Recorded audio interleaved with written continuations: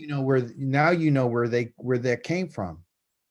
You Right. know where that came from now when you understand that Elijah and what they're talking about is Elijah and Moses are going to come. The two witnesses are going to come. Right. That's how they do stuff, right? So they got us thinking, that these two witnesses are going to come and they're going to, um, you know, be talking about, the Messiah. And the fact of the matter is, he said, then there's going to be a one who's going to come like a lamb and is in a false prophet. And he said a false prophet is going to be able to call fire down from heaven. I see. Yeah. So I asked, where did they get that from?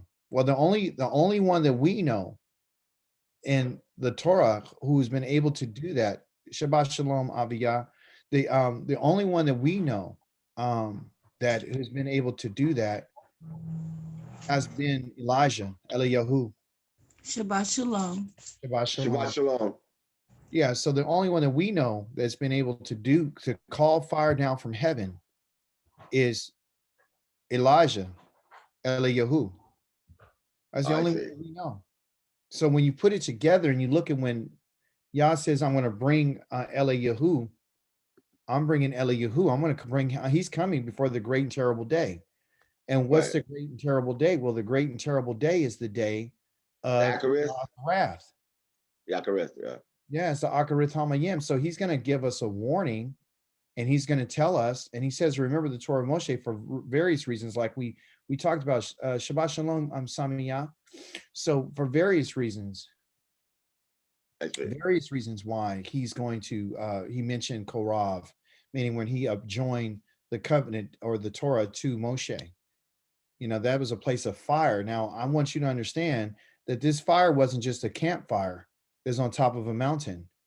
And it wasn't just, a fire that was just, burning up to a certain height. It went all the way to the midst of the heavens and to the heart of the sky, all the way past.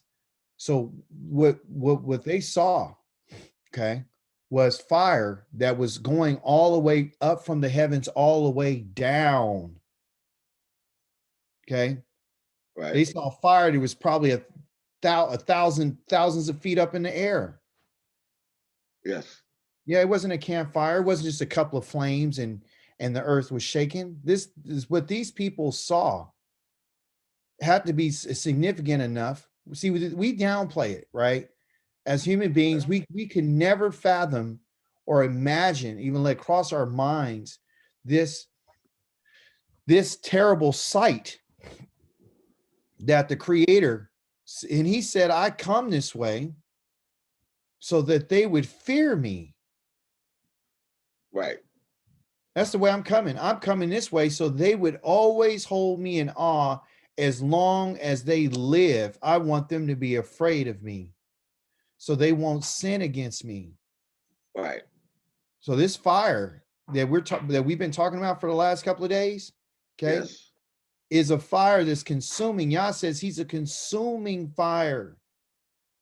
It's like a tornado. It's like a tornado made of fire. That's why I look at it. Yes, but it's going. Remember, he traveled with them in a pillar of fire at night, Right. and a cloud by day. Yes. Fire giving light at night. So what they saw, it was a pillar of fire and a pillar of cloud, and that's what they saw. But why weren't they afraid when they saw that pillar? Like when he came onto Mount Sinai. He came on Mount Sinai with fire that went all the way up. Could you imagine we go to a mountain and from the top of that mountain, there's fire coming all the way down out of outer space, as far as you can see? And the earth is shaking and there's lightning and there's thundering and there's all these things. It would scare the mess out of us. We wouldn't be able to handle it. So that's the one who spoke to Israel. And that's why the punishment for us has been so bad, because that's what's been given to us. He spoke to us. He has not spoken to any other people like he spoke to us. And that's why he's going to hold us accountable. I don't know anybody else like I know you. No one has ever heard my voice except for you. You're the only ones who've ever heard my voice. You're the only ones that I've ever talked to. You're the only ones I've ever given my covenant to. You're the only ones that I told Moshe to teach the laws, the statutes, and the commandments. The question is whether or not you and I want to be these people. Whether or not you and I want to accept the call. That's the question. The question is whether or not you and I are willing to walk in his ways. Whether or not you and I are willing to accept whatever it is that he puts before us. Are we okay with the decisions that he's made? Are we okay with who he chose to be the priesthood? Because that's what this whole Torah portion was about this week. It is about Yah making a choice and making decisions about who was going to be able to approach him and who was not able to approach him. And as a result of that, what we see is people that were being put to death. Over 15,000 people died in a matter of 24 hours because they were not willing to accept who Yah chose. He chose the family of Aharon to be his priest forever. He chose out of that same tribe the other family members of the tribe of Lewi to do the service in the tabernacle. He chose them. But they weren't satisfied. They weren't happy about it. And I asked myself the question, why weren't these people happy? Why weren't they happy? Why weren't they satisfied knowing that Yah had previously chose them to serve in the tabernacle? Then I began to read my Torah portion during the week, and I found that when Yah says that he's going to give the priesthood to Aharon, he gave it to him as a gift. It was given to him as a gift. So what does that tell me? It tells me that the bottom line, and think about this for a second, everyone. Yah says that the tribe of Lewi does not have any inheritance in the land whatsoever. But every other tribe gets land that they own, that they can pass on to generation to generation to generation. But this in particular tribe doesn't get any land. They get to stay and live there, but they don't have any ownership rights to anything. Could you imagine us as a family, all of us that are online on Zoom today right now, and we're a family, and out of this family, Yah says, I'm going to choose Sami Yah's family. I'm going to choose Nishikawa's. I'm going to choose them to serve me. And everybody else gets land, but Nishikawa, you don't get any land. I'm your inheritance. Right? And then guess what? And then all of a sudden you and I get upset and be like, well, we're all holy. We're all his people. So why does she get it? Why does her family get it? Well, when Yah had asked the families of Israel to stand up for what was right, the only family that stood up was the Nishikawas. They're the only ones who decided that they're going to go and kill on Yahweh's behalf for these people who messed up on the golden calf. What we're seeing is the people that are devoted and committed to Yahweh are the people that Yah wants to be close to him. Yes, all of us are Yahweh's people, but there's a group of us that wants to be closer to Yah than anybody else. And as a result of that, Yah says, I'll reward the person who shows and proves and demonstrates that they're willing to do whatever I ask them to do.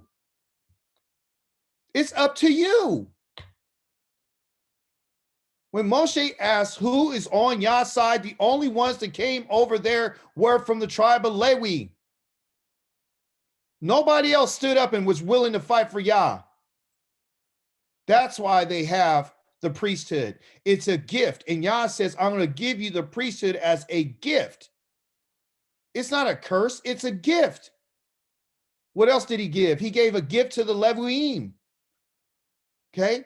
So not only, listen, he gave a gift to COHANIM. He said, listen, you guys I'm going to be your inheritance. I'm your gift.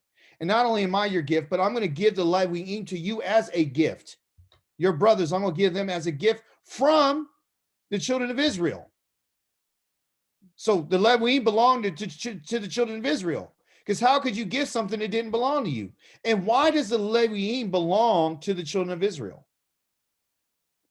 I want you to think about, why does the LEWI belong to the children of Israel? And while you're thinking about that for a brief moment, I'm going to bless the Torah. Baruch et Yahweh hamavrak, Berakut Yahweh hamavrak delalam waed, Baruch atah Yahweh Eloheinu melech halam, Asher bekol banu mikol hamamayim, V'nitnan lenu diet the Torah to, Baruch atah Yahweh, no the Natan HaTorah, Baruch atah Yahweh Eloheinu melech halam, Asher natan lenu the Torah to, the emitted wakaye, olam and the Tana de batel kenud, Baruch atah Yahweh, ha the Torah, blessed to you, Yahweh, blessed to you, Yahweh, the blessed one for all eternity. Blessed to you, Yahweh, the King of the universe, who selected us from the peoples, who gave us the Torah. Blessed to you, Yahweh, the giver of the Torah. I said, blessed to you, Yahweh, the King of the universe, who gave us the Torah of truth and implanted the eternal life within us. Blessed to you, Yahweh, the giver of the Torah. Hallelujah, hallelujah. Praise be to the Holy One of Israel today. Hallelujah. Wow. Hallelujah, why? Hallelujah. Wow. He's worthy of our praise. Hallelujah, why? Praise be to the Holy One of Yisrael. Wow. Because he selected us and gave us his Torah from among all the peoples on the face of the earth. Yes. Hallelujah. Wow. He didn't have to stop by your house and tell you or me, but he did. He did. And he's stopping by a whole other people's houses. But guess what? He said, I called, but they didn't answer. Someone asked me the other day, why me? Why did he choose me? I got news for you. He chose you and I way before we were even born. He just wanted to know whether or not you and I would choose him. It's not about his choice. His choice has already been made. He chooses whoever wants to choose him. You understand? Yah gave the children of Israel the LEWI because the LEWI are the ones who represent the firstborn of Israel. When Yah killed the firstborn in Egypt, he says, I need to take and redeem Israel's firstborns. And how I'm going to do that? Well, I'm going to separate a tribe for myself, and they're going to represent the firstborn of Israel. So the LEWI's job is to go ahead and stand in the gap between Yah and Israel. They're really representatives of the firstborns of Israel. We learn that in chapters 1-3 in the book of Numbers, the book of Bamidbar, where Yah had went and he numbered out the children of Israel and he numbered out the children of LEWI. And he said the firstborns need to be redeemed. Because the firstborns needed to be redeemed, they can either be redeemed with money or they could be redeemed with these people, these individuals, these LEWI that Yah has used in lieu of the sons of Israel. Okay, that seems a little confusing, but the fact of the matter is, Yah took the life of the firstborn of Egypt on behalf of YISRAEL. The moment he did that, he paid for us, the firstborns. So if you're firstborn, right, male, Yah chose you. He called you. If you're not a firstborn, don't worry about it. Don't be mad. That's what he's saying to us. Don't be mad. I chose the firstborn. You mad because you're the secondborn or the third or what? You mad? Well, it seems like we'd be mad, right? Because, you know, the LEWI were mad because Yah chose Aaron. And by the way, Aaron was a firstborn. Aaron is the firstborn. He's older than Moshe. You understand me? So even Moshe had to understand that, even though Yah chose him to be the leader. Yes, I got a question from Galaxy. Go ahead, Kent. So when you say the firstborn, so the firstborn of every tribe or just Levi? No, it's the firstborn of every tribe belongs to Yah. A firstborn of everything belongs to Yahweh. Okay. So it's pretty much saying like the first fruits. Yeah, well, it's the first fruits that belongs to Yah. And let's take a look at it right quick, right? So we don't want to say something and the Yah didn't say, right? So one of my favorite things is I always like to show the class, like, where did I get this from? Am I making this up, or, am I being religious, or what am I doing, right? So what we're going to find is in chapter number 18, this is what we're going to find. We're going to find a layout of what belongs to Yah and what belongs to Aharon and what belongs to the tribes of Lewi. So let's just read it right quick for everyone so we could get it. Forgive me for all these little ads that pop up, but I guess that's what you get when you get free information or tools online. This is chapter number 18 of the book of Bamidbar, known as Numbers. It says, Yahweh said to Aharon. So now Yah is talking to Aharon. He says, you and your sons and your father's family line will be responsible for anything that goes wrong in the sanctuary. Pay attention. You and your sons with you will be responsible for anything that goes wrong in your services going in. But you are to bring your kinsmen, which is the tribe of Lewi. Those are your family members, along with yourselves, to work together with you and help you, and you and your sons with you. Okay, when you are there before the tent of meeting. So the Lewiim are given for that purpose, okay, to help. They are to be at your disposal and perform all kinds of tasks related to the tent. Only they are not to come near the holy furnishings or the altar. Okay, so the holy furnishings are the menorah, the altar of incense, the altar that burns the offerings. They're not to go near any of this. Okay, so that neither they or you will die. Why? Because they have not been consecrated to be holy. The only ones who've been consecrated to come near to Yah, to draw near, are the sons of Aaron and him and his sons. That's it. That's it. Even though they're family members, they can't come. The Lewi, will work together with you, Aaron. So let's stay in context. In your duties related to the tent of meeting, whatever the service in the tent may be, but any unauthorized person is not to come near you. Okay, so unauthorized, you're holy. Anybody this in any other tribe, it comes near you, I'm killing them. And a matter of fact, I'm going to kill you too, because I just told you, lest you or neither they or you will die.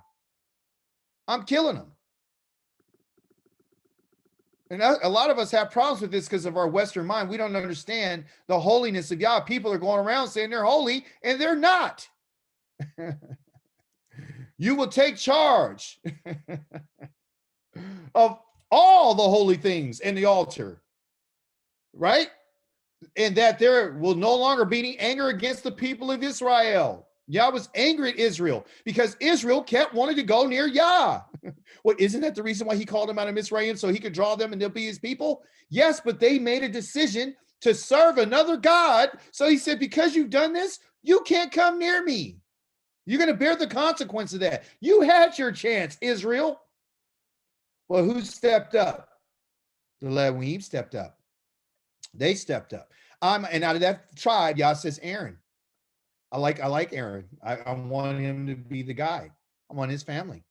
I myself, not to say that they haven't messed up. I want to be clear about this. I want to be very clear.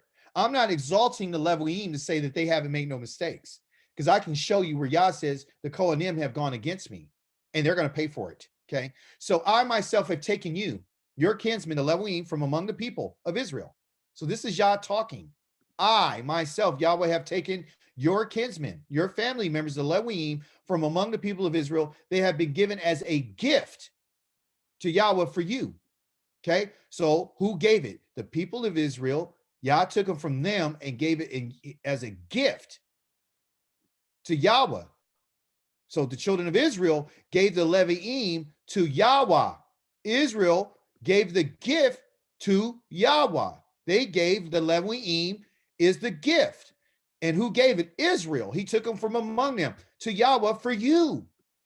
So then once they gave it to Yahweh, Yahweh says, I'm going to give the Levi'im to you now as a gift so that they can perform the service in the tent of meeting. Okay? Not because, well, you know, it was just hard work, but the fact of the matter is you need help. You needed some help. You guys can't do it all. You and your sons with you will exercise your prerogatives and duties as Kohanim in regard to everything having to do with the altar. And so now we know that it's not talking about the altar of incense only, but it's talking about the altar and within the curtain. Okay. So the altar that was outside, I entrust the service required of the Kohanim to you. The unauthorized person who tries to perform it is to be put to death. Okay. So a Levi'im that will go and say they're a Kohanim just off of saying it is going to be put to death. You're going to be put to death. Yahweh said to Aharon, again, I myself have put you in charge of the contributions given to me. The contributions are the things called terumah, which the things are free will offerings. They're given to me. I put you in charge of that. Everything consecrated by the people of Israel. They have consecrated means that they set that apart. Okay.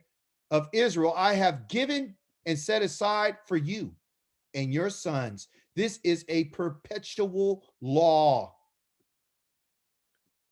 It's a law. So everything that Israel gives to Yah, he says, I've given it to you. Here is what is to be yours. Okay. So now he's going to tell him exactly what's to be his. He said, here's what to be yours, especially. We're going to get to the point, Kent. Don't worry about it. Here is what is to be yours, especially holy things that are taken from the fire. Every offering they make, that is every grain offering, not the olas, every grain offering they make, every sin offering they make, every guilt offering they make of theirs that they turn over to me will be especially holy for you and your sons, including their daughters. Okay. You are to eat it in an especially holy place. They just couldn't eat it anywhere. They had to eat it in a holy place. Every male may eat it.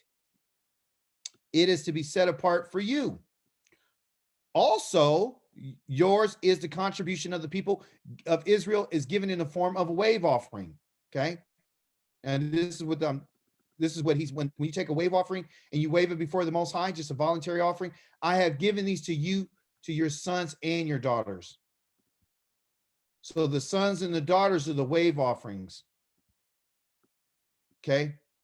The ones that are off the fire, that's for your sons only. This is a perpetual law.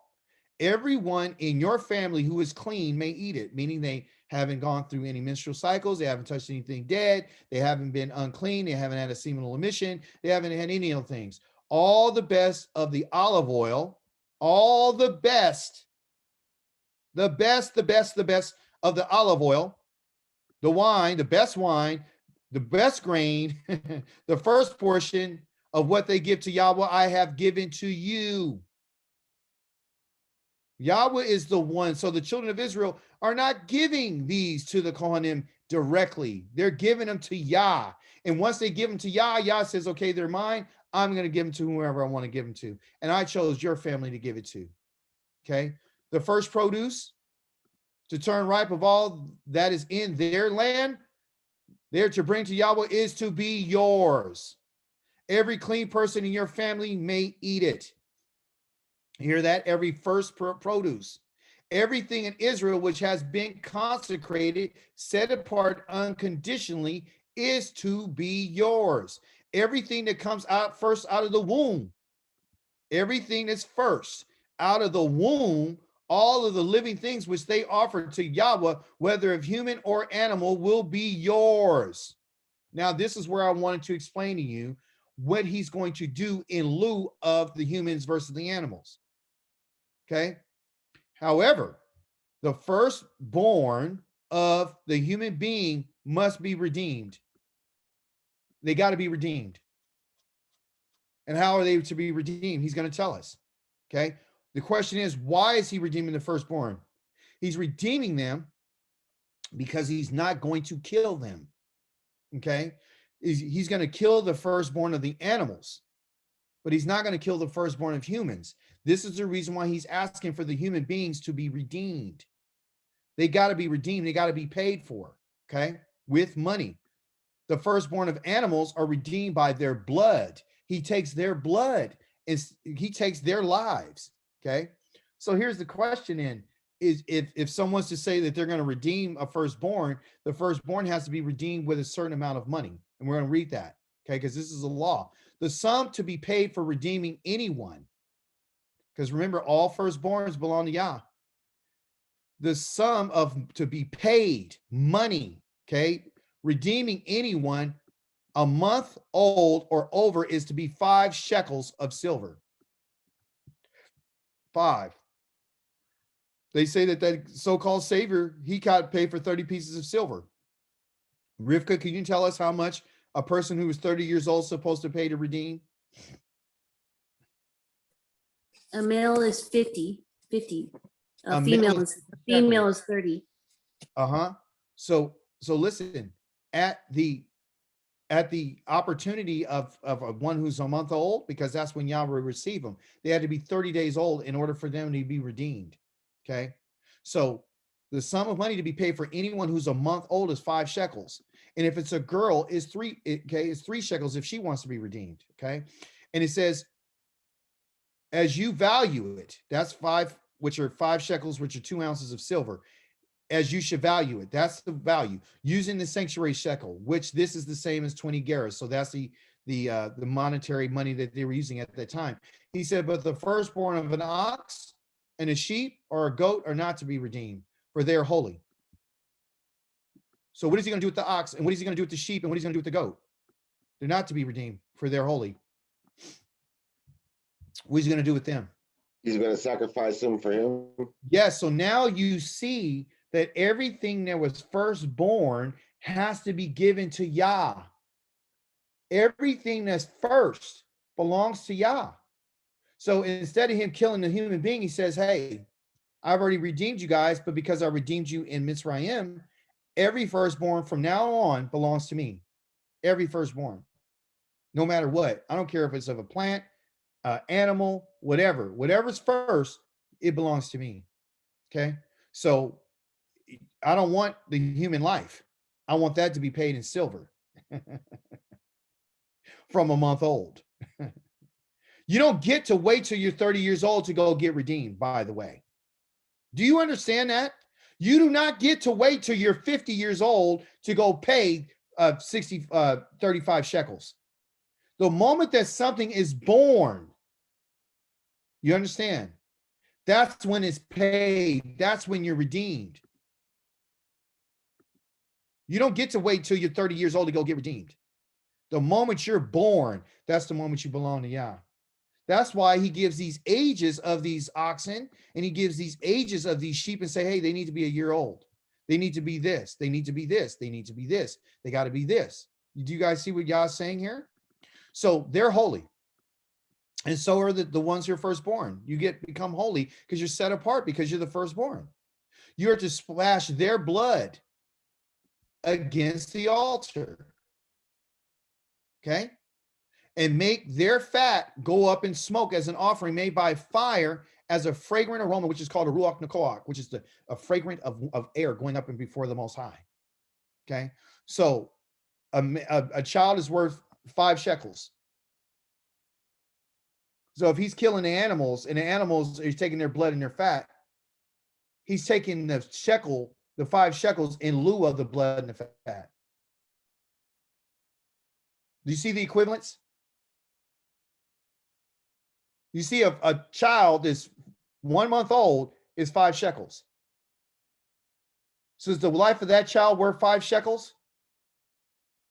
Yes. To pay for that child, they have to pay 5 shekels of silver, 2 ounces. When you get older, your value goes up until you get to a certain point, and then your value goes down. Like your body, when you're first born, you're soft, you're cushy, you got this super soft skin, your skin cycle recycles every 7 days, you look wonderful. Then you get to your teenage year, you start going through some changes, and then you got these hormones going on, and then you get to your midlife, and then you start, then you get stronger and this and that, and you're able to have children, and you're able to produce kids and all this kind of stuff, and you get a mid-age, and you get even stronger and everything, and then when you get a little bit older than that, you start deteriorating your value. Starts to diminish. You understand? And that's from a physical standpoint. So you see that there is value in something that can go up and the value can go down. And that's life, okay? So number 18, and that makes me feel better because I'm deteriorating. But that's the natural cycle. Yeah, it says that's what it is. A plant is not going to always be beautiful, you guys. It's always going to go up and it's going to look good. It's going to be beautiful. And all of a sudden it's going to start wilting. Okay, depending on what the environment's in. So thinking about this from an agricultural standpoint, where do you and I fit into where we are in this land? Okay. Some of y'all could tell you, because she's a farmer, she does this, she loves gardening and planting. She'll tell you that if you have the proper soil, that'll determine how wonderful or how good a fruit or vegetable will come out, or what the growth patterns will be like. Depends on the soil and depends on the environment in which it's in. This is why Yah says, I'm going to return you back to your own soil. Do you understand? I have to get you out. I have to transplant you out from where you are, because where you are right now, the soil is contaminated. And you think that you're getting better, and you're not. You're eating from a land that's totally filthy. Don't you get that? These people don't even give the land a rest, period. They're doing all kinds of stuff. So in order to make the soil even healthy, they got to keep putting stuff in it. They don't give it any rest. There's no Shabbats happening here. Okay? Let's get back to it. 18. Their meat will be yours. Who? The animals. Like the beast that is waved in the right thigh, they will be yours. This is everything I'm going to get Aaron. So now do you see why KORACH and them were upset? Do you see now why they wanted the priesthood? Do you see now why they wanted everything? Because they figure their job is easy. All they're doing is lighting a menorah, and they're lighting some incense, and they got to bake some bread and set it a certain way, and that's it. So we want this, okay? They wanted the priesthood. All contributions of holy things which have been set apart, which the people of Israel offer to Yahweh, I have given to you, Aaron, and your sons, and your daughters with you. It is a perpetual law, an eternal covenant of salt before Yahweh for you and your descendants with you. There's been a lot of talk, a lot of religious talk, talking about Yah made a covenant of salt with Israel. No, he didn't. He made a covenant of salt with Aharon. And salt represents what? Preservation. To keep it from deteriorating. They use salt to keep things from rotting away. So Yah saying this is a law. This law that I'm telling you right now is a covenant of salt. It's an eternal covenant. It's eternal. It's forever. I'm never changing it. I'm going to preserve you because you have no inheritance. You have no land whatsoever. And if you don't have any land, how are you going to survive? You're not going to survive. So I'm going to ensure that you and your sons and your daughters will always be able to sustain your lives. Because if I leave it to the children of Israel, you might starve to death.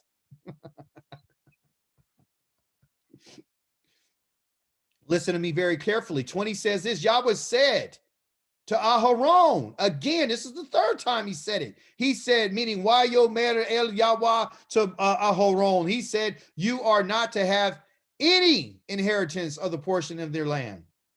I am your portion and inheritance among the people of Israel. That's who his inheritance is. That's who his portion is. Yahweh is his portion. That's a great portion, but it comes with responsibility. Why is Yah sharing the Torah with us? Why is he telling us to read this? We don't have a priesthood. We don't have a land. We don't have nothing right now. Why is he talking to us about these things? Why should we read this? Give me some ideas. I want to hear back from you guys. Why do you think he wants us to read this and understand this? I think it's because he's compassionate and he hasn't forgotten his promise to Israel.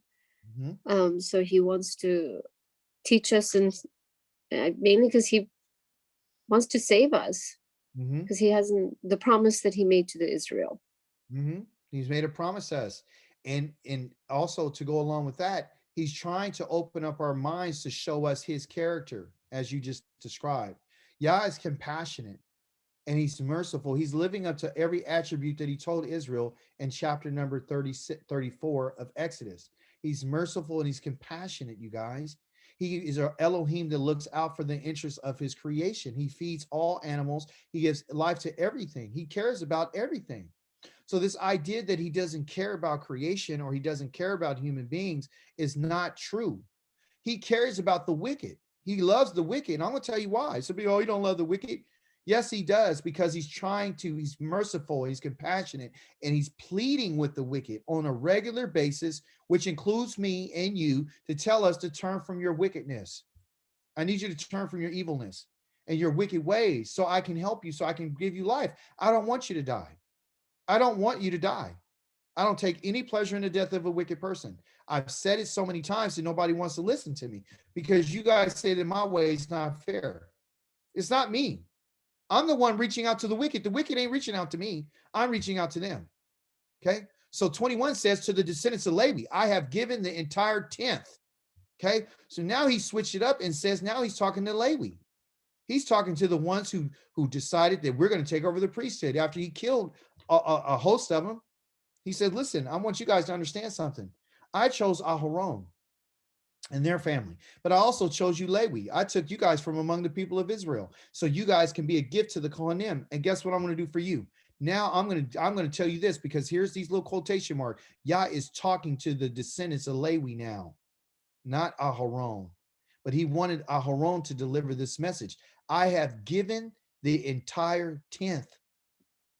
So Lewi received this from Yah by the mouth of Aharon. He told him, I have, because guess who's Yah talking to? He's talking to Aharon. Now that he's established Aharon's leadership and his rod was the only one that budded, they know now this is the one Yah chose. We know that for sure. Okay. So he says that the entire 10th of the produce collected, the 10th is called what they call the tithe. The tithe. You guys hear about people asking you for tithes and offerings? If they're collecting tithes from you, you need to ask them, are they Lewim? And secondly, are you in the land? And the answer to that is no. You're not in the land, and no, you're not from Lewi. Show me a certificate. But see, that would be called arrogance on my part, right? When I say that you're not Lewi or Kohanim. But the fact of the matter is, no one can put their hand to this except for the people who has been given it to. Okay. This tithe of anything is of produce. It's not of money. It's from the land. It's produce. That's what a tithe is. It is produce. Okay. It is their inheritance. So the tithes are an inheritance for the Lewi'im in payment for the service that they render, meaning this is their wages. This is their wages. Fruits and vegetables, oil, pomegranates, wheat, barley. From now on, the people of Israel are not to approach the tent of meeting. No one can go to this place.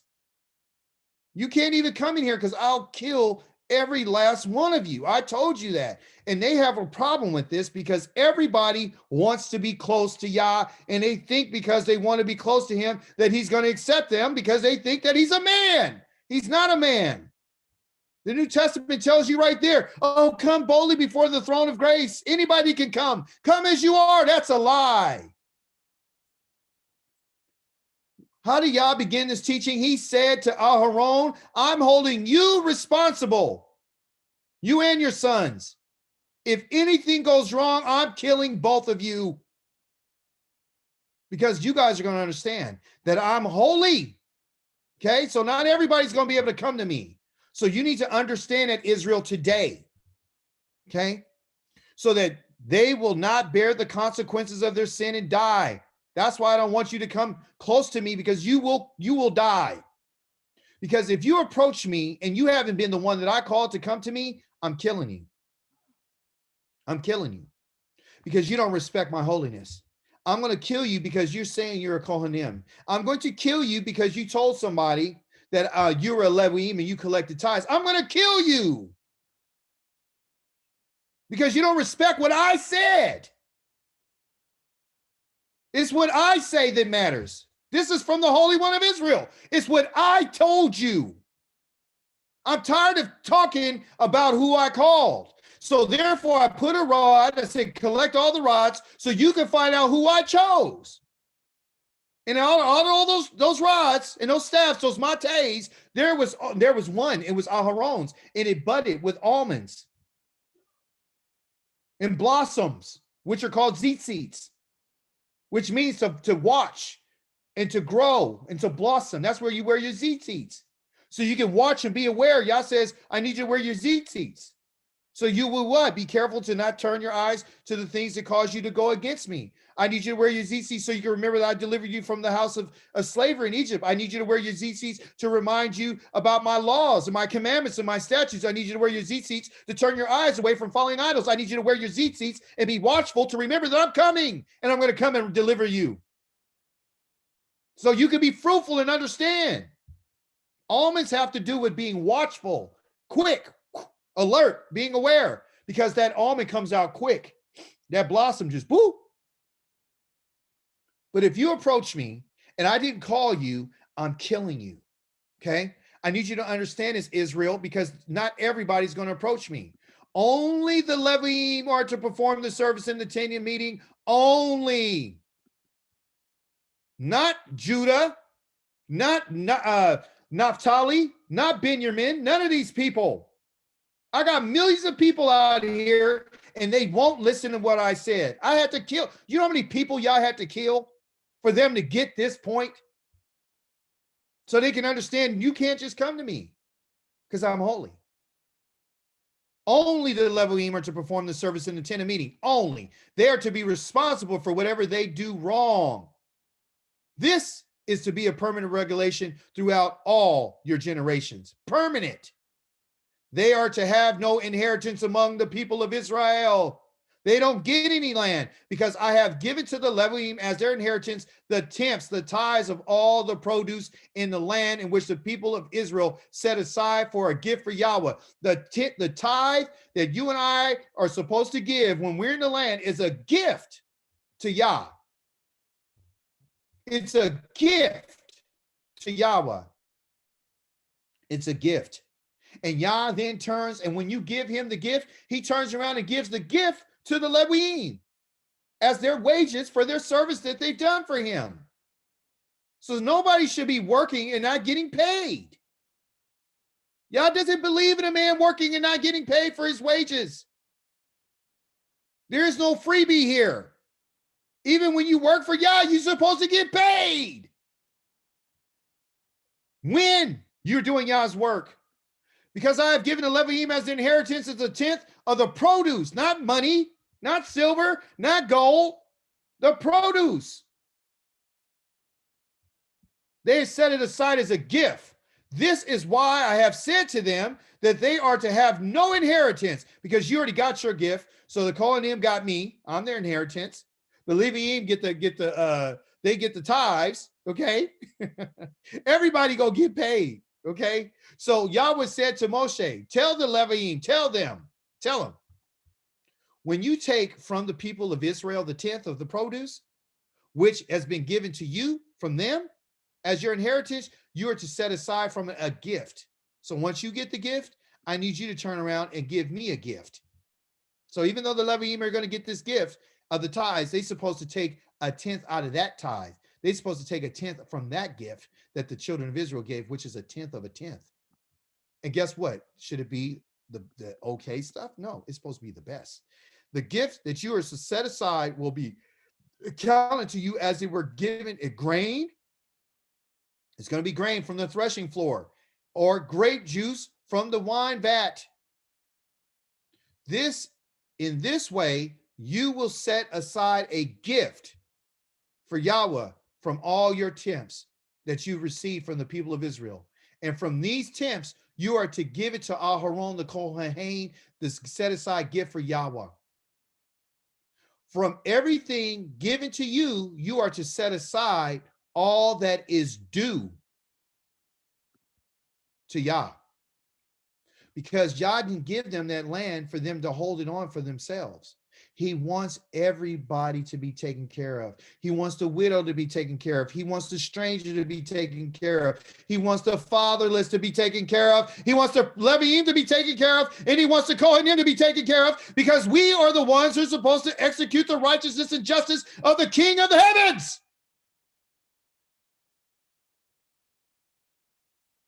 This is the reason why I always have a problem when people try to give me money, because I can't give it to Yah. What am I supposed to do? I can do some good stuff. I can give it to the fatherless and widow, which I just, there's so much to do. There is.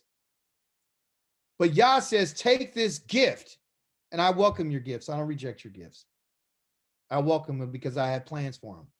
But it's hard because I know that I'm not in the land. And I know that, I'm supposed to take something to give it to Yah, to give to somebody who's doing Yah's work. And guess what I'm finding out? There's not anybody out here doing Yah's work with me, along with you. There ain't too many people out here doing what Yah. They're not out here doing what Yah's bidding. They're not. It is a holy portion. The best part of it is supposed to be for Yah, to give to the Kohanim, their service. You cannot be rewarded if you're not doing what Yah's work is, period. Therefore, you are to tell them, when you set aside from the best part of it, because it belongs to Yah, it will be accounted to the Leviim as it was a grain from the threshing floor and the grape juice from the wine vat. You guys can see there's a system here. You may eat it anywhere you want. So unlike the Kohanim, they had to eat it in a holy place. The Leviim are not allowed to, they can eat it anywhere. The Kohanim can't eat it anywhere, but they can. You and your households, because it is your payment. It is your wages in return for your service in the tent of meeting. Moreover, because you will have set aside from the best parts, you will not be committing any sin because of it. Because if they didn't set aside the best part of it, they would be sinning against Yahweh, and you are not to profane the holy things of the people of Israel. So they had, or you will what? You will die. That's why I take it so seriously. That's why I take the priesthood seriously.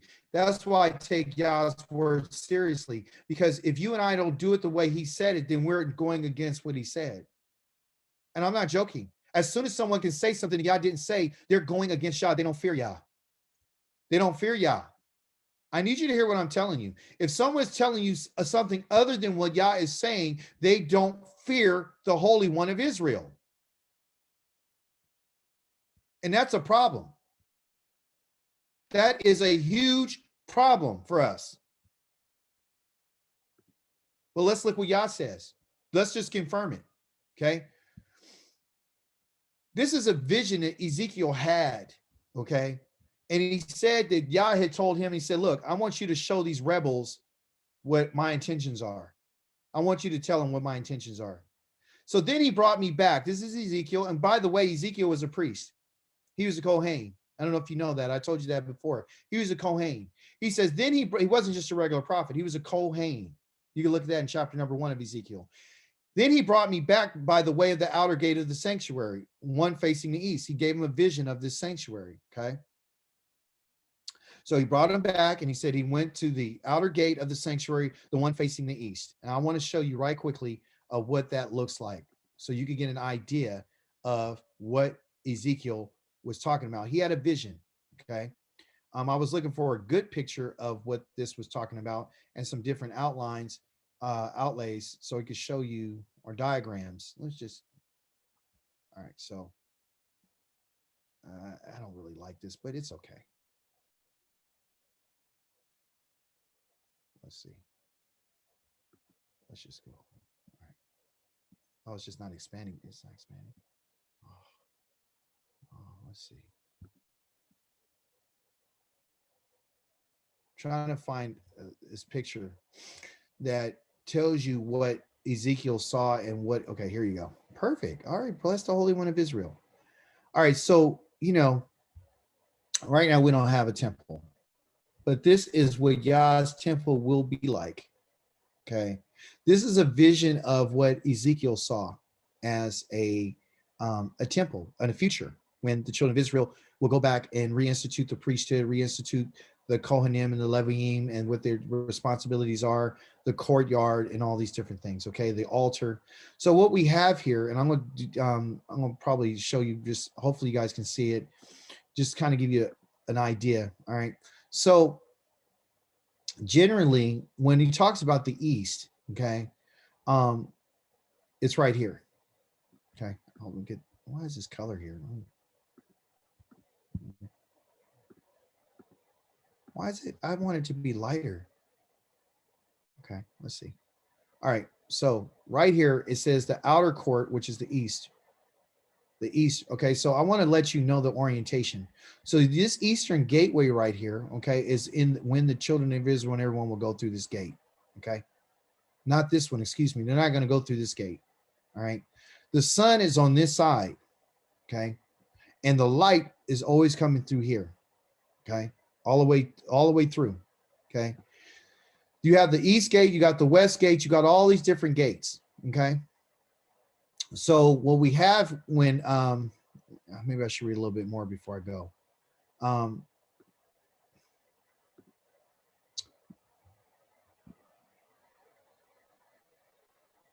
just going to give you an overview. Okay, so they have the east gate, they got the west gate, they got the north gate, and all these different gates. Now, things are in orientation by us looking towards the east. So for example, if you turned your body and you were looking towards the east, towards the sun, your right hand would be considered the south, your left hand would be considered the north, and your backside would be considered the west. Okay, so that's why Yah, when he calls out to Benjamin, he calls him the son of my right hand. And if you know that Benjamin, when he was in the land, he was in the south, the southern part of Judah, of course. So when we talk about orientation, anytime we want to know how to orientate ourselves, it's always looking towards the east. Okay. What we see here, I'm going to go step by step. What we see here is we have this outer courtyard here. Okay. Then you have what they have, these priest kitchen. Okay. These kitchens are on the areas right here. Okay. This is where they would take the offerings and chop them up, cut the meat up and all this sort of thing. And this is going to be the job of, they said the priest kitchen, but the fact of the matter is it has to do with the LEWI, and he'll explain a little bit more of that. Over here, you see the northern gate. So people are going to be able to come in here. This is called the courtyard. This part, all this area here that I'm driving, these little things here, this is the courtyard. Okay. The outer courtyard, everything on the outside. Here you got right here is the inner court, and what you go into right here. Okay. So people, when Yah builds his temple, okay, individuals, the children of Israel will be able to come in this outer court. We'll be able to go to this outer court. We'll be able to walk through here. Okay. But no one who's not authorized will not be able to go past here and go into the inner court to the altar. Okay. You won't be able to get into here. Okay. You will not be able to go in there. If you go in there, you'll be put to death. These chambers right here are for places where people can change their clothes and wash their bodies and all of those sorts of things. So what you see here is a place of kitchens, butchery, to do slaughter. And what you see is a place for people to change their clothes. And then of course you see the temple itself, which is the Mishkan. Okay. This is Yah's house. Okay. And according to this description, it is 3 stories high. It's 3 stories high. Okay. And inside of it, they have these different, outlays on how it's formed and shaped. And then of course here, this is where they do a lot of their administrative work and whatnot. Now, they said these are the chambers for the priests called the Zadokites. Well, they call them Zadokites because the priest that Yah chose is from the family of the Zadok.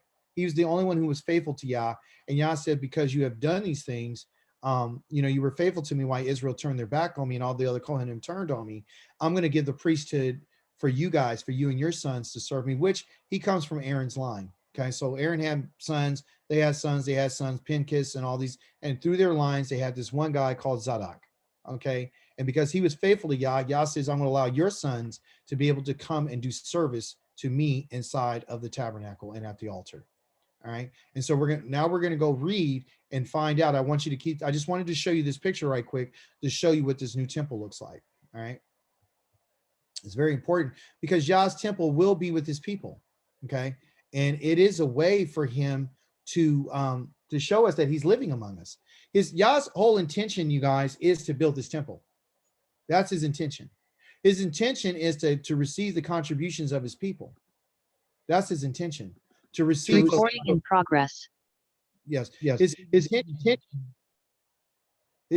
Shalom, Shabbat Shalom. His intention is to have the children of Israel come bring contributions to him, and he can't do that without the children of Israel being back in the land.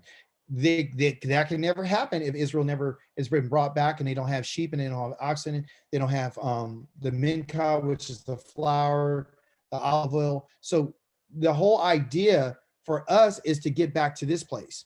You know, Rivka and I were talking this morning, and we were like, man, can you imagine what it's going to be like, or getting dressed up for a Shabbat or Rosh Kodesh to come here and to, you know, go and celebrate Yah Shabbat by going to the temple? Could you imagine walking through one of these gates, you know, as a family, and coming here and going through the gates and coming this outer courtyard, and you're being greeted by Leviim, and you say, hey, I brought my offering, and they take your offerings that you gave to Yah because of everything he's blessed you with, and then they take them over to these kitchens over here, and they chop them up, and they bring it, and then they give it, and Yah receives it, and you're celebrating, you're seeing family and friends, and you just make your way through, and you know, everybody's socializing, and then they leave out the end.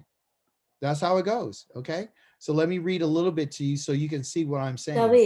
David, Yes. isn't it where you enter if you enter the north gate, you have to exit the southern gate? Yes, that's I was going to bring out that point, is like when Israel brings their offerings to Yah, let me just minimize this a little bit. When they bring their offerings to the Holy One of Israel, the only one who could be able to go in, the only one who's able to go into, like I said, the most holy place is the Leviim. They could come here, right? They can go into this altar area, right?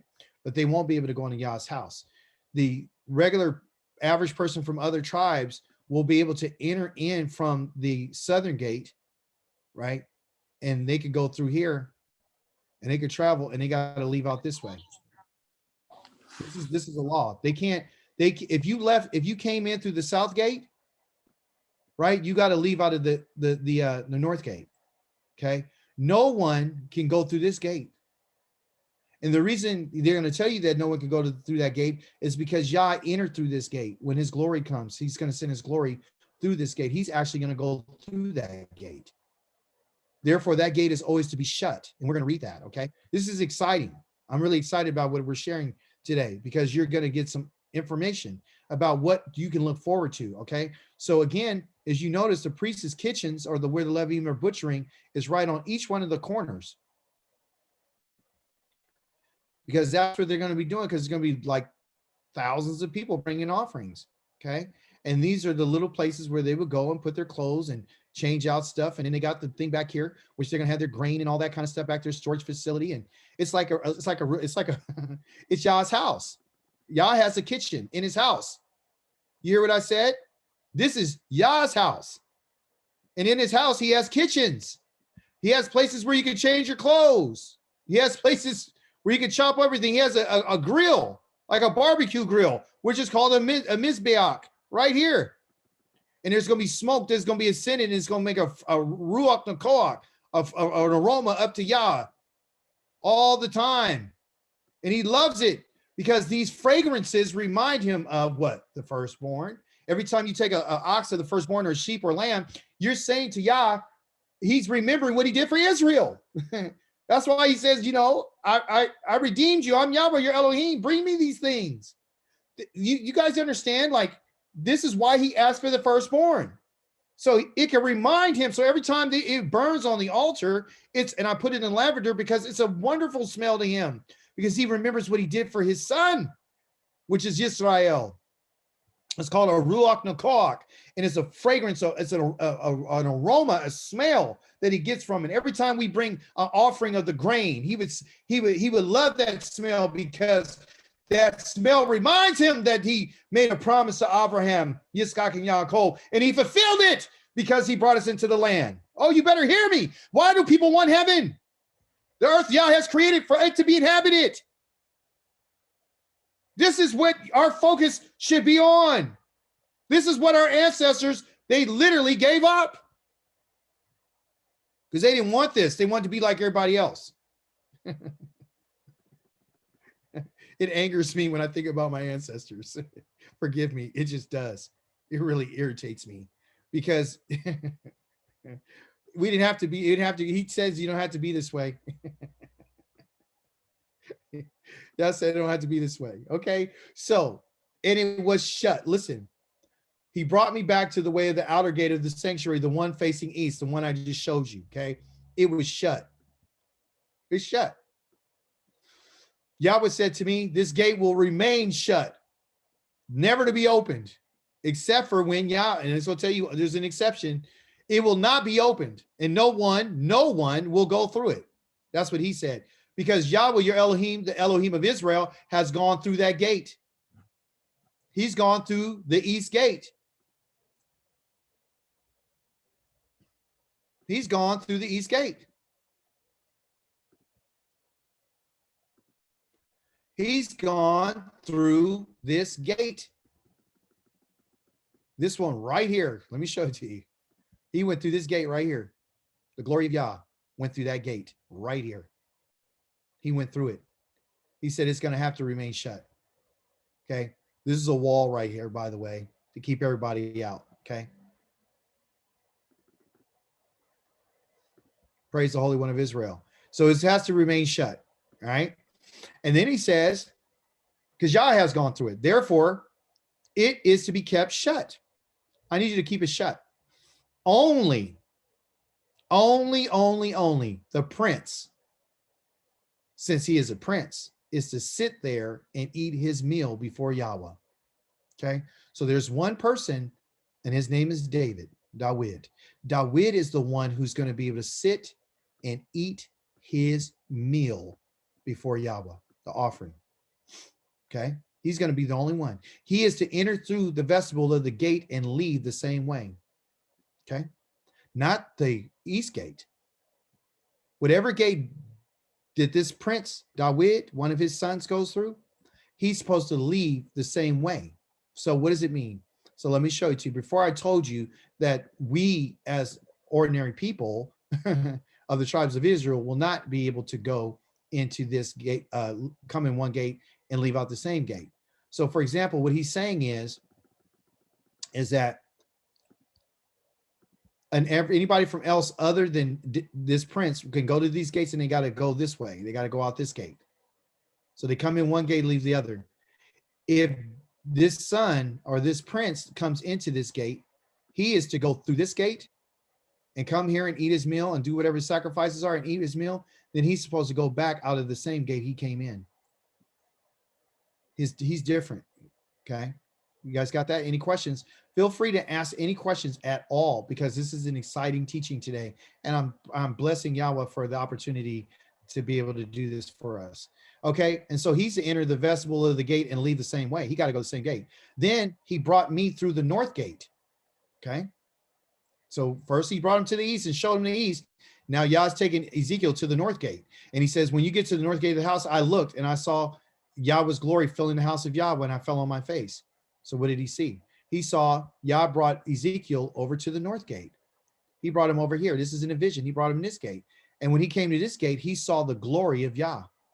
We talked about the glory of Yahweh in the book of Ezekiel, where it talked about the glory of Yah is fire. He saw this rainbow, this color. Let me see. I wanted to show it to you because some of you weren't on class, but I want to just real briefly show you what the glory of Yah looks like, okay, and explain it to you what Ezekiel saw. So you'll kind of put the picture in your head and you'll understand, like when he talks about the glory of Yah, you know, this is not a no imaginary thing, it's literally the glory of Yah.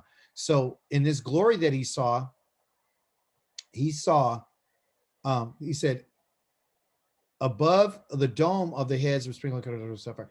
All right, so it said in verse 26, said above the dome, which he saw this dome of these creatures, he said, I saw over the head a throne like a sapphire. So he saw a throne that looked like a sapphire. And he said, I saw what looked like gleaming amber colored fire radiating from what appeared to be upward, his waist. This image he saw. He saw an image of a person, okay, that up the amber colored fire was emitting from his waist upward, and downward from his waist appeared what I saw to be like what? To be like a fire, giving a brilliant light all around him. This brilliance around him looked like a rainbow. Okay, so he saw this fire and this brilliance and this. Let me show you something right quick. Can you guys see what I got up here? Can you see these stones? Yes? Yes. All right, so this is the color that he saw. This is the color that he saw. That's that amber fire color. So this person had this fire that looked like this color right here. Okay. That's what it looked like. Okay. Is that Jasper or Sardine? That one there is an amber. They got Jaspers in different colors, but it was more like in this range, like this stuff right here. All three of these. That's what that image looked like. Fire.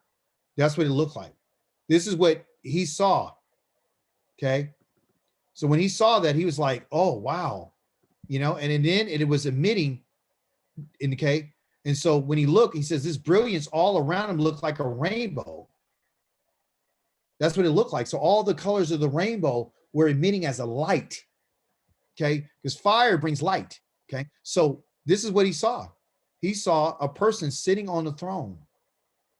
That's what he saw. Okay. He saw a person sitting on a throne. And I saw what looked like a gleaming amber color fire radiating from what appeared to be his waist upward, and downward what appeared to be his waist. I saw what looked like fire giving a brilliant light. So the amber and the gleaming amber in color radiating from the top, and then on the bottom from his waist down looked like a rainbow. Fire with a rainbow, just brilliant colors. Okay.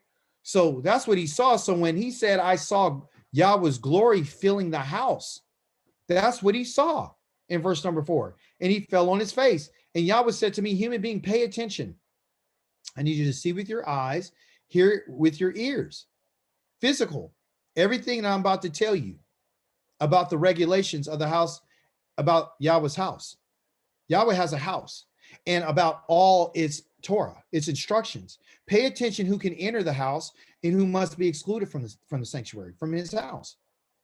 You are to tell the rebels, the house of Israel, this is what Yahweh Elohim says. House of Israel, enough of all your disgusting practices.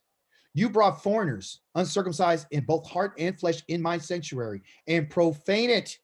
Yes, my house, my house. And when you offered my food, which was his food, the fat and the blood, which belongs to the ox and the prune, he said, the ox and the sheep and the goats, that fat and that blood of the firstborn, that's the food that you're supposed to be bringing to me. Thus, in addition to all your disgusting practices, they broke my covenant, these foreigners. And instead of taking care of my holy things yourselves, like I told you, you put these people in charge of my sanctuary. Here is what Yahweh Elohim says, no foreigner, uncircumcised in both heart and flesh. So you know right here that when Paul says that circumcision doesn't mean anything and it's over, it is a complete lie. He needs it both in heart and flesh, is to enter my sanctuary. You're not to enter my sanctuary. You are not, no foreigner living. So let me ask you something. How can a foreigner be a priest? How can a foreigner be a Kohanim? How can a foreigner do anything for Yah? It's because people don't fear Yah and they don't have any respect for what he said. Yah is going to kill these people who are going around calling themselves a priest. It belongs to the tribe of Lewi, the family of Zadok. You're not from the family of Zadok, you're not a Kohanim. If you're not from the family of Levi, you're not to do any service in the tabernacle. Period. So they can play as much as they want to on this earth. Yah is going to put them to death. Rather, the Levi'im, who went far away from me when Israel went astray, going after their idols, they will bear their consequences of their guilt. Yah's not letting anybody off with nothing. They are to serve in my sanctuary. Not as Kohanim.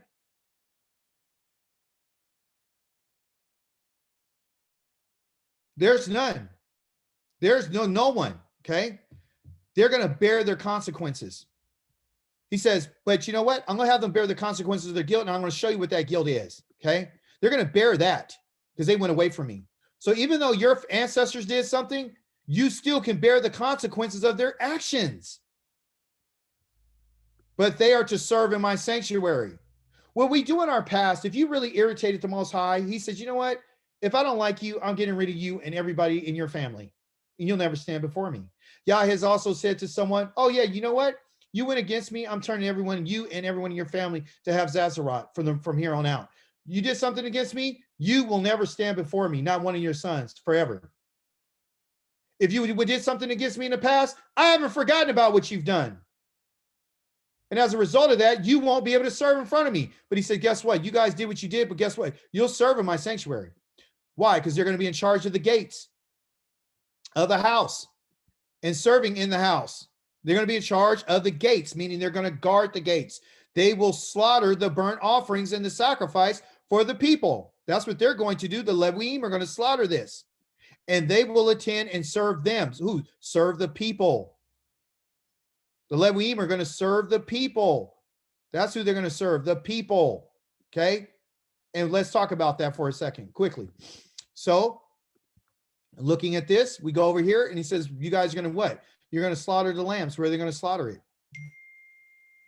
They're going to slaughter it right here in these kitchens. Right here in these kitchens. On all four corners. For who? For the people. So the people are going to come in. They're going to bring their offerings. They're going to give it to them. The Kohanim go take them over to these kitchens and start slaughtering them.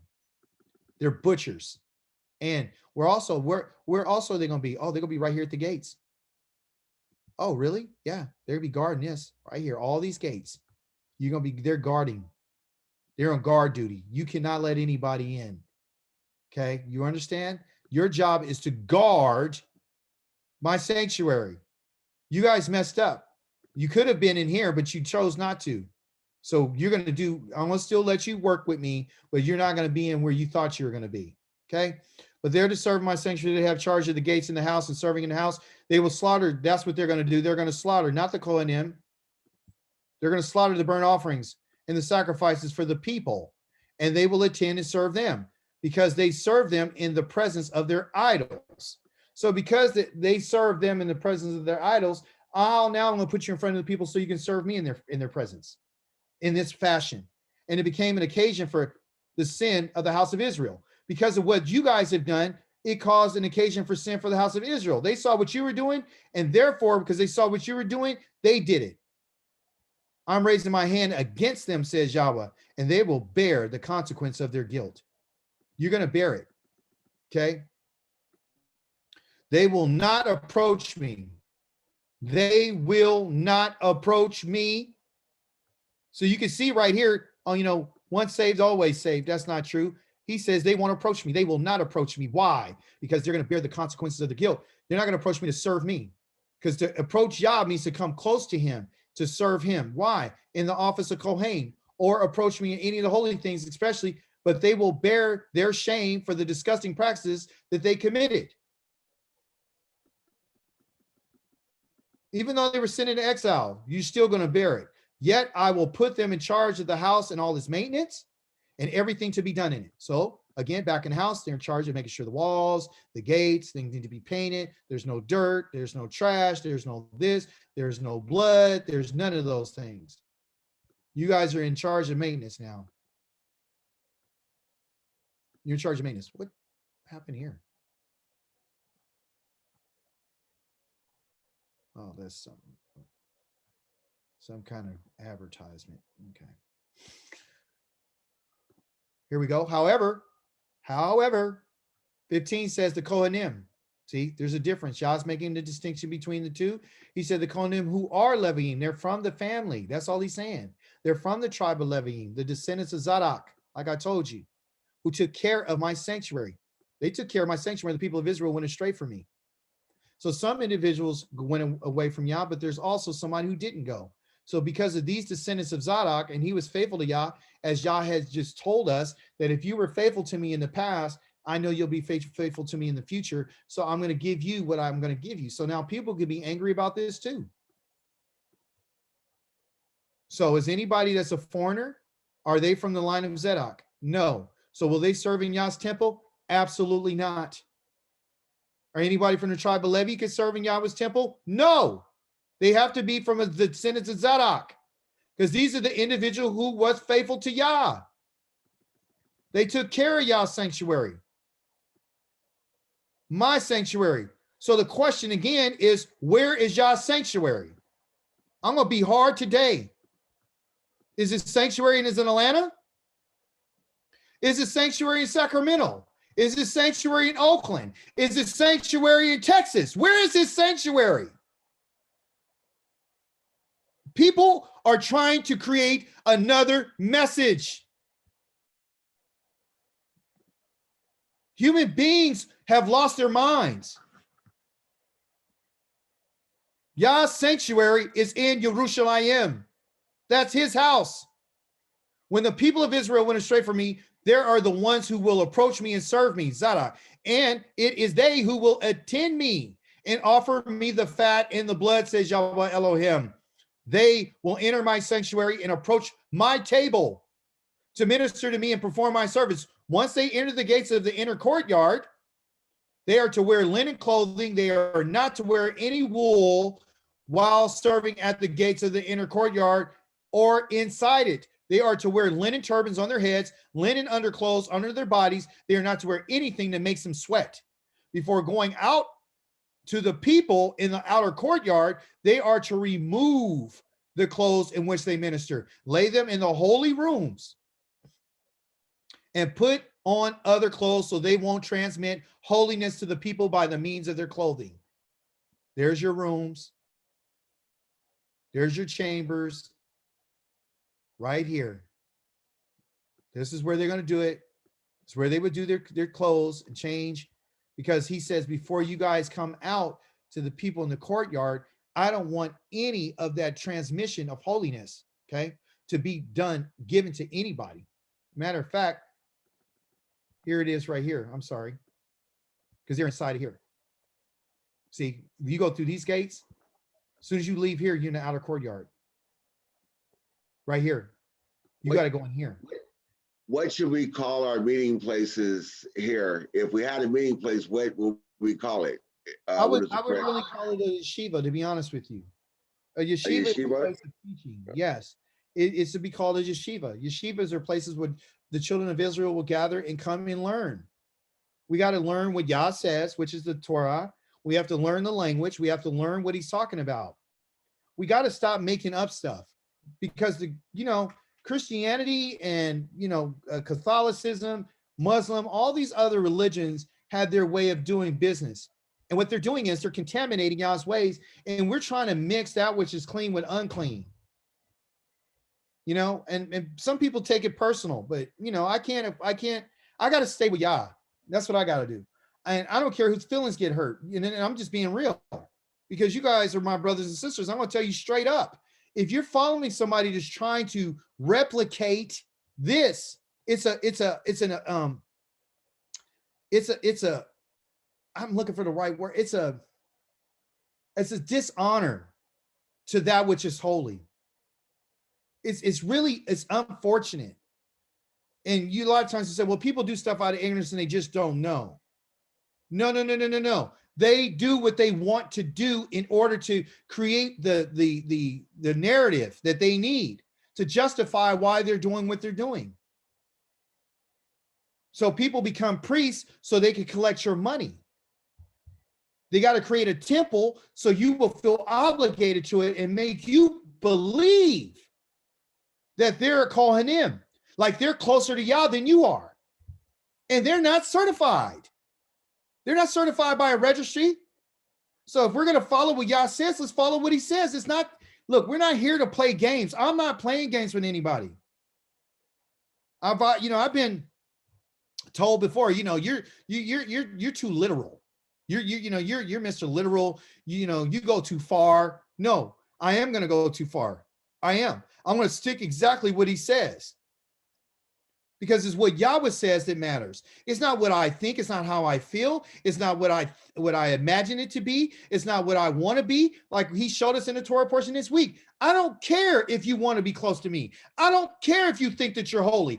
It's the people that I chose. And if you respect me, you'll respect who I put this family in charge. That's why I put that rod inside of the tent of meeting. So you would know who I chose. So you would stop going around and thinking that you're going to choose who you want to choose. It's my choice. I'm the king of the universe. And I'm the king. And I said, this is what it's going to be. If I said no foreigners entering into the sanctuary, no foreigners to enter the sanctuary. If I said that whether he's circumcised in flesh or even heart, he's not to come into my sanctuary. If I told you that a person that's supposed to eat the Passover is supposed to be circumcised, then he's supposed to be circumcised. If that's what I said, is what I said. If I said that this family is the family I chose to be the royal house, then that's the family. If I told you that the tithes belong to LEWI as a gift, it's to them. I need you to follow what I said.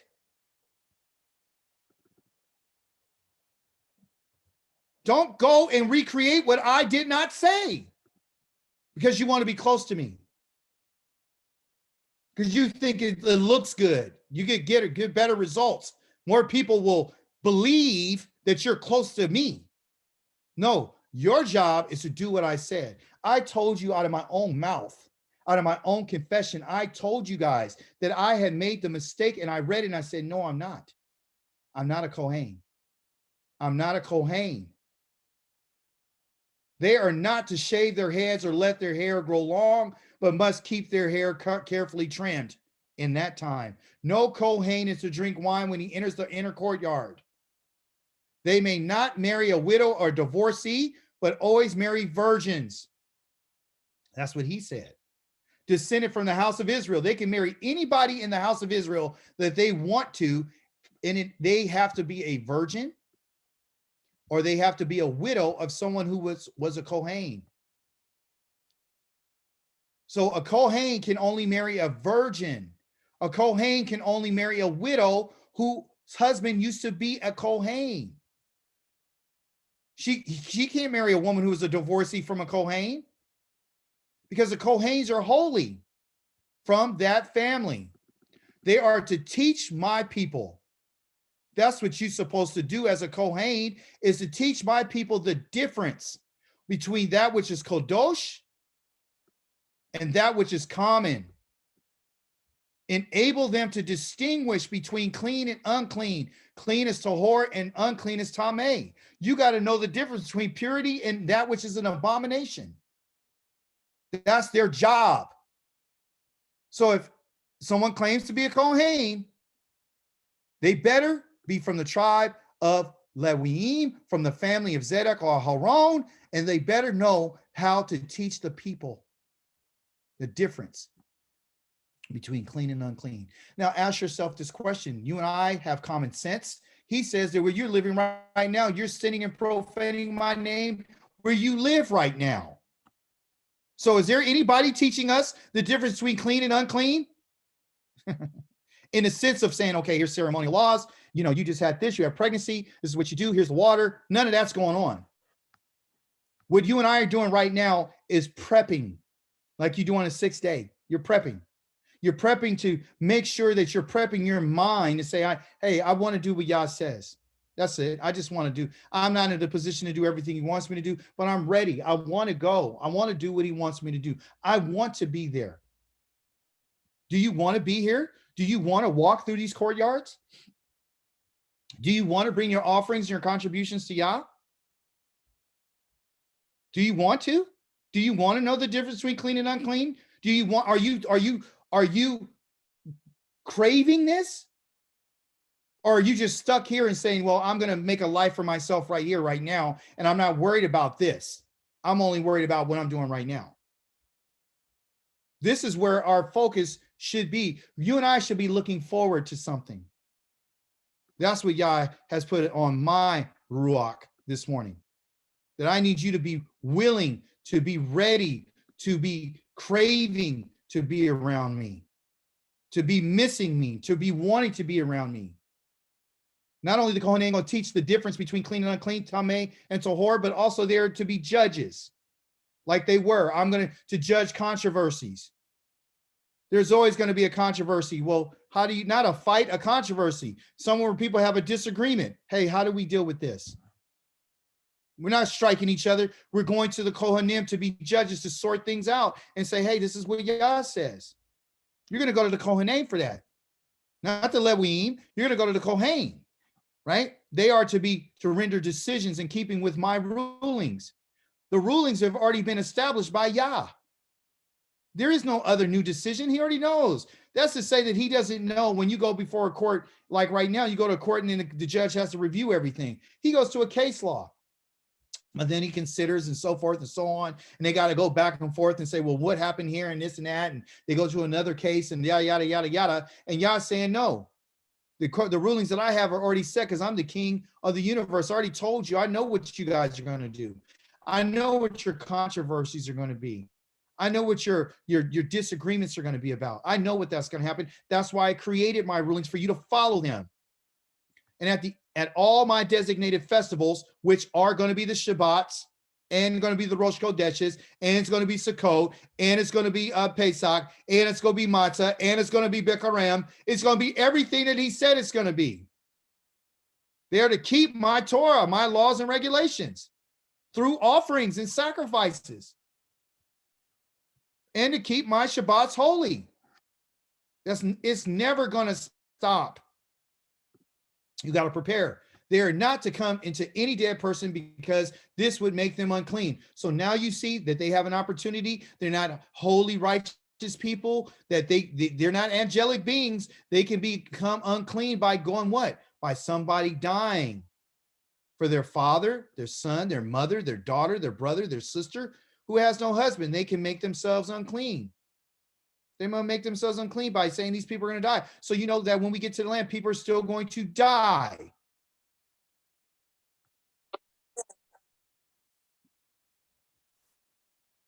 After a Kohen might be, he has been purified, he must wait 7 days, just like the Torah prescribes. Then on the day that he enters the sanctuary, when he goes in the inner courtyard to minister in the sanctuary, he's to offer what? His sin offering. What is a deliberate sin? Is the sin offering has to do with him touching a dead body. It made him unclean. Then he says this, going back to our Torah portion, their inheritance is to be this. What is their inheritance? That he made it clear, that he told us in the book of Bamidbar. He's saying it again and all the way in Ezekiel. So the prophets are confirming the words of the Torah. The prophets are not talking about something that doesn't have to do with the Torah. The prophets are supporting the words of what the Torah says. The Torah is the foundation of everything. Their inheritance is to be this, like we heard in Bamidbar 18. I myself am their inheritance. You are not to grant them any possession in Israel. I myself am their possession. I'm their possession. They're to eat the grain offerings that the children of Israel are going to bring. They're to bring the sin offering. They can have the sin offering. So there's going to be sin offerings. So I thought, this man died on the cross and you could get your sins are paid for. No. You have sin offerings. They're not deliberate sins, people. There's sins from people dying. There's sins from bodily functions. There's sins from making mistakes. There's guilt offerings and a shame offering. I made a mistake. I didn't do this right. So what are we really looking for? Let me tell you something. What you and I should be looking for is for Yah to improve our lives on a regular basis. So you can see right now, even after this wonderful, beautiful temple is built and we're all in the presence of the Holy One of Israel and we come to be before him, that there is still going to be sin offering. There's still going to be guilt offerings. There's still going to be offerings that are made by mistakes. So why are you looking for perfection? Why are you bent on pressing yourself to be these so-called holy people that these people told you that you need to be this way in order to be accepted by Yah? You can become righteous the moment you decide that you're going to follow what Yah says. Period. There's no special sauce. There's no special, anointing on you.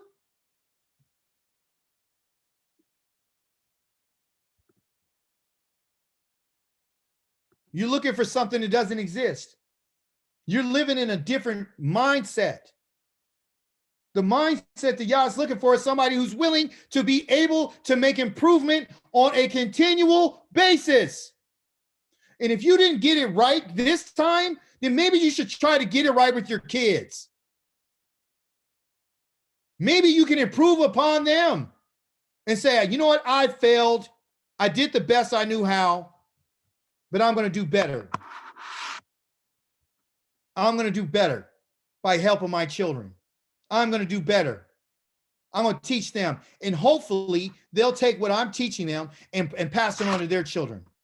So we can get this thing improved. We can get this family improved. So we can get this family that has our ancestors been against y'all this whole time. Maybe I'm the one who can turn that around. Maybe I'm the one who can start admitting and confessing. Maybe I'm the one who can say, you know what? I'm going to do a better job than what my fathers did. Y'all would look at that person and say, you know what? I like you. I like your motivation. I like that you want to improve. Don't be like Cain and being angry and putting your head down and being upset all the time. For knowing you not the sin lieth at the door to control you. He says, is it not if you made an improvement, I would help you? If you would do what's right, wouldn't things go well with you? So stop trying to put it on other people. It's you that Yah wants to improve. And anybody that you have charge over, improve their lives. You could either do that which is right or you could do that which is wrong. If you look at what happened to Dathan and Aviram in his Torah portion and what happened to KORACH and his family and their families, is because these men, these individuals who had control and rule over somebody, decided that they didn't want to improve. Moshe went to them and tried to talk to them and to tell them, hey, listen, you don't want to go down this road. As a result of their disrespect towards the Most High and despising his name, their whole family just got destroyed. Children, animals, people, slaves, servants, didn't matter, anything that belonged to them got destroyed. Because they despise the words of the living Elohim. You and I believe that someone's going to be able to despise what he said, and you think that he's going to give them a pass. Because he's this loving God of the New Testament. I'm telling you something today. The Holy One of Israel is going to hold us responsible for our actions and our conduct in a manner of life in which we live. The first of all first fruits and everything belongs to Yah. Every voluntary contribution of everything from all your offerings will be for the COHANIM. They are also to give the Kohen the first of the dough so that the blessing will rest on your house. The Kohanim are not to eat anything, bird or animal that dies of itself and is naturally torn to death, because that has to do with the Torah. They're set apart. They're holy people.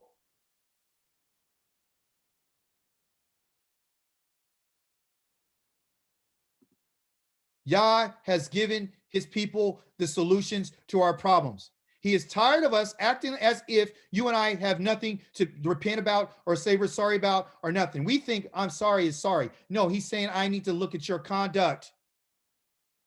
I need to see that you're willing to follow what I said.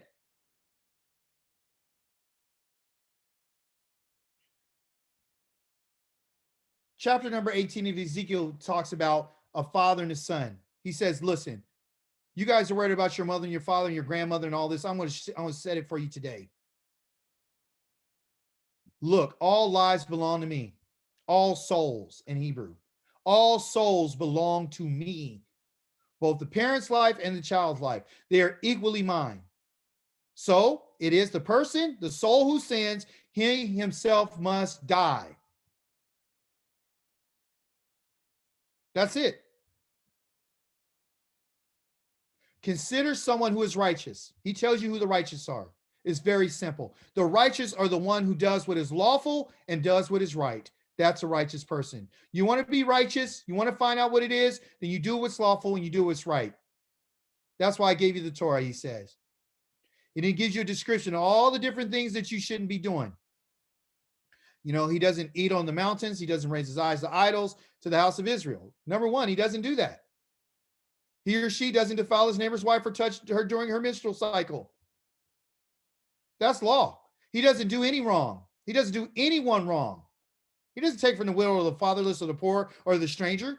He returns any pledged property as a debtor as to give a collateral for a loan. He gives them back their collateral. He doesn't hold on to it. He doesn't take nothing by robbery. He gives his food to the hungry and clothing to those who need it.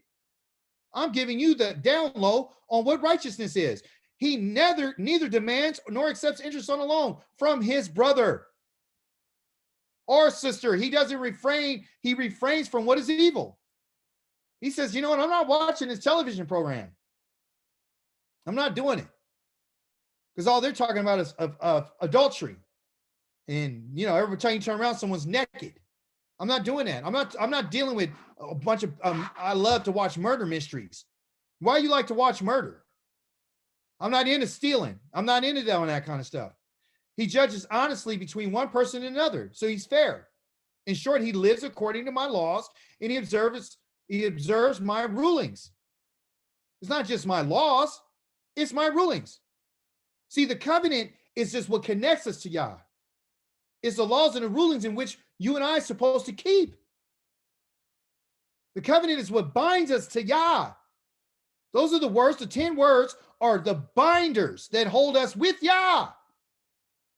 And that's what he's going to hold you and I responsible for, is that which we've been bound to.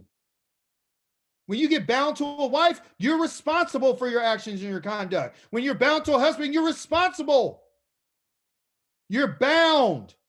Those are the binding words that hold us in covenant with Yah. But there's things that go along with that. Even though I'm married, I still have responsibilities. I still have to live a certain way. He says such a person is righteous. You don't have to go to church to be baptized to be righteous. Did he mention anything about a Holy Spirit? No. Then he says, suppose now his father is the son of a robber, a murderer, or anyone who does any of these things to a brother. Talking about his father didn't do any of these things. Same thing. Scroll down. But now suppose he has a son who sees all the sins of his father committed. And he thinks about them, because it's about you thinking. Taking time to consider what's in front of you, looking at it, examining it. Look at the behavior of your fathers and your mothers. And you need to think about that and ask yourself and say, you know what? I want to do things differently. I'm going to behave differently. I'm going to act differently. Improvement. That's all this is. So he doesn't do any of those things that his father did or his mother's done. Going on.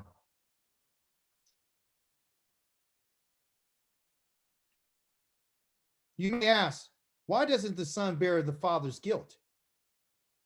He doesn't bear the father's guilt, but because of the father's experience, we will experience the pain of the father. So if your father did something that was wrong, as a son, you're gonna bear it.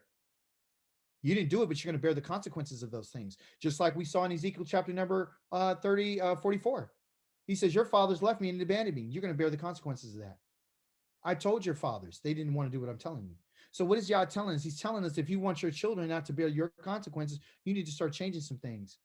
But if you did something against me and you went around and you told somebody that I said something I didn't say, you're not getting off. I'm holding you responsible. That's why it's so important to understand those 10 words.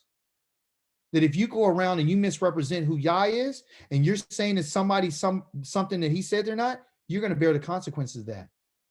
You and I need to be careful what comes out of our mouth, because the bottom line is what you and I are saying is living, because it's breath. Okay. When the Son has done what is lawful and right, he has kept all my laws and obeyed them, he will certainly live. The person who sins is the one that will die.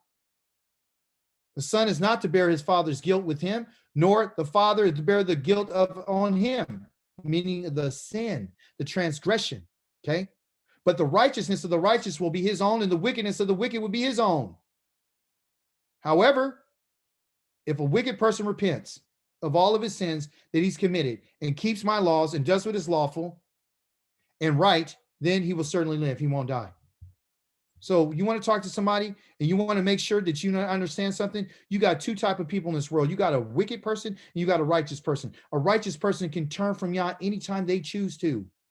It's always going to be your choice. And the moment you think it's not your choice, then you got a problem. Because the bottom line is you're deceived. It is your choice. You could choose to watch. You could choose to do. You could choose to live. You could choose to eat. You could choose everything. But now all of a sudden you can't choose. None of his transgressions he's committed will be remembered if a wicked person was to turn. For the righteousness he has done, he will live. Is by doing what Yah says. Is that righteousness, which you can only find righteousness according to Deuteronomy chapter 6, verse 25. You will find righteousness in doing what Yah says. If you're doing what Yah says today, you're righteous. Question: do I take any pleasure at all in having the wicked person die as Yahweh Elohim? That's the question he asked the house of Israel. Wouldn't I prefer that he turn from his way and live? So is it on Yah or is it on them? Is it Yah's choice or is it their choice? So when he says that I called unto you, but you didn't answer, whose fault is that? So if my mother didn't make it, she died 2.5 years ago. If she didn't make it, whose fault is that? Is it Yah's fault because he didn't give her the Torah? Are you serious? We're going to play a game? What did he say? All souls belong to me. Don't worry about anybody else but yourself. That's what this is about. I would prefer that he would turn from his ways and live. On the other hand, when a righteous person, oh, wait a minute.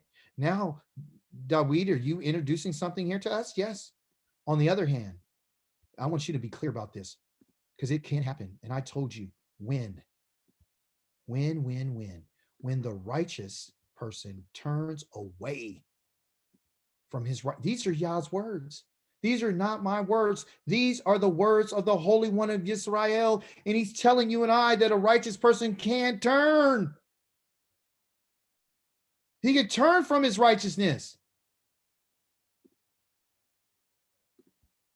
Did Dawid turn from his righteousness? Did he not commit adultery? Did he not put a man to death?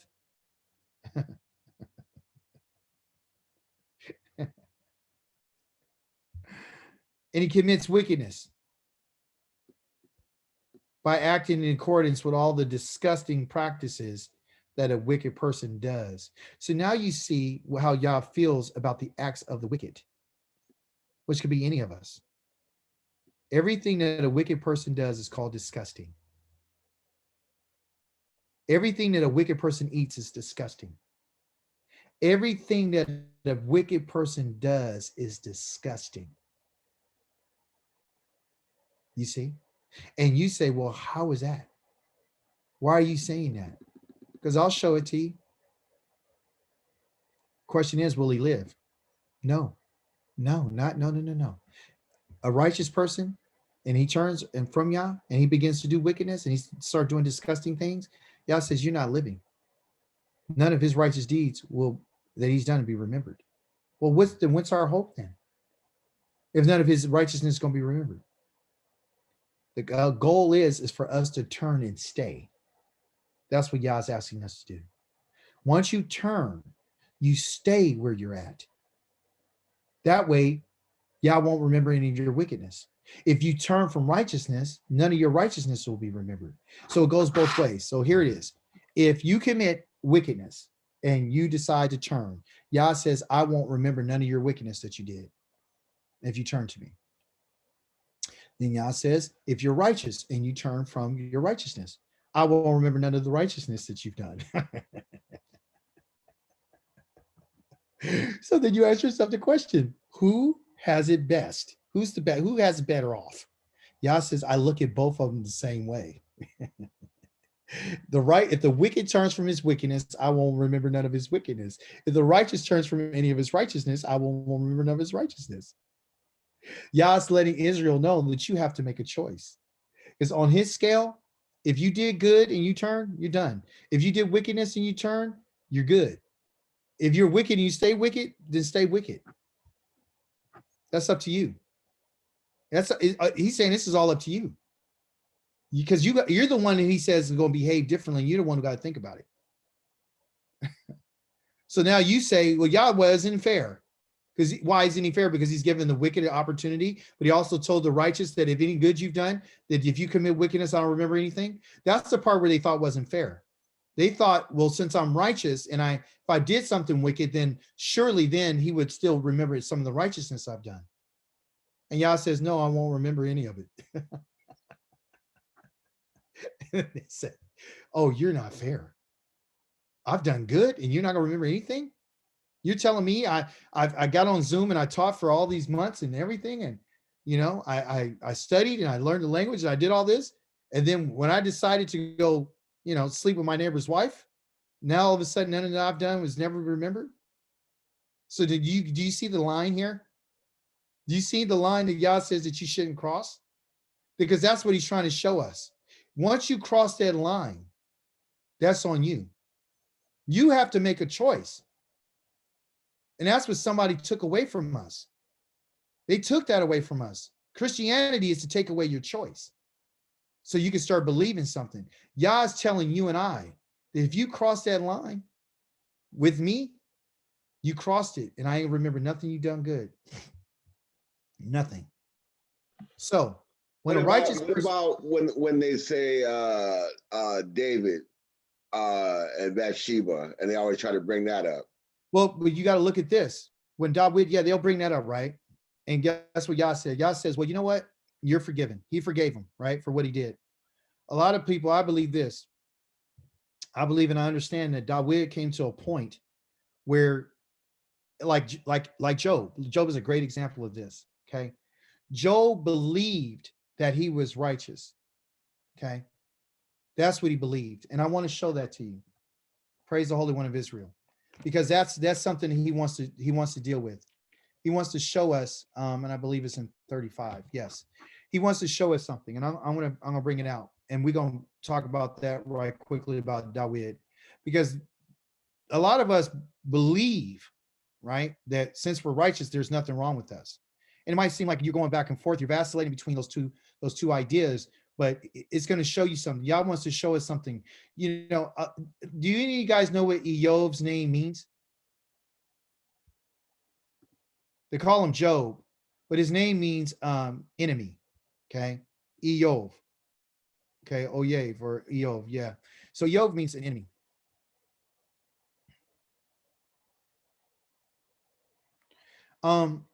What's the 30? Is it 35? Let me see. Is it 35 or 34? Let me see. 30. You're so convinced. Taste food. Okay.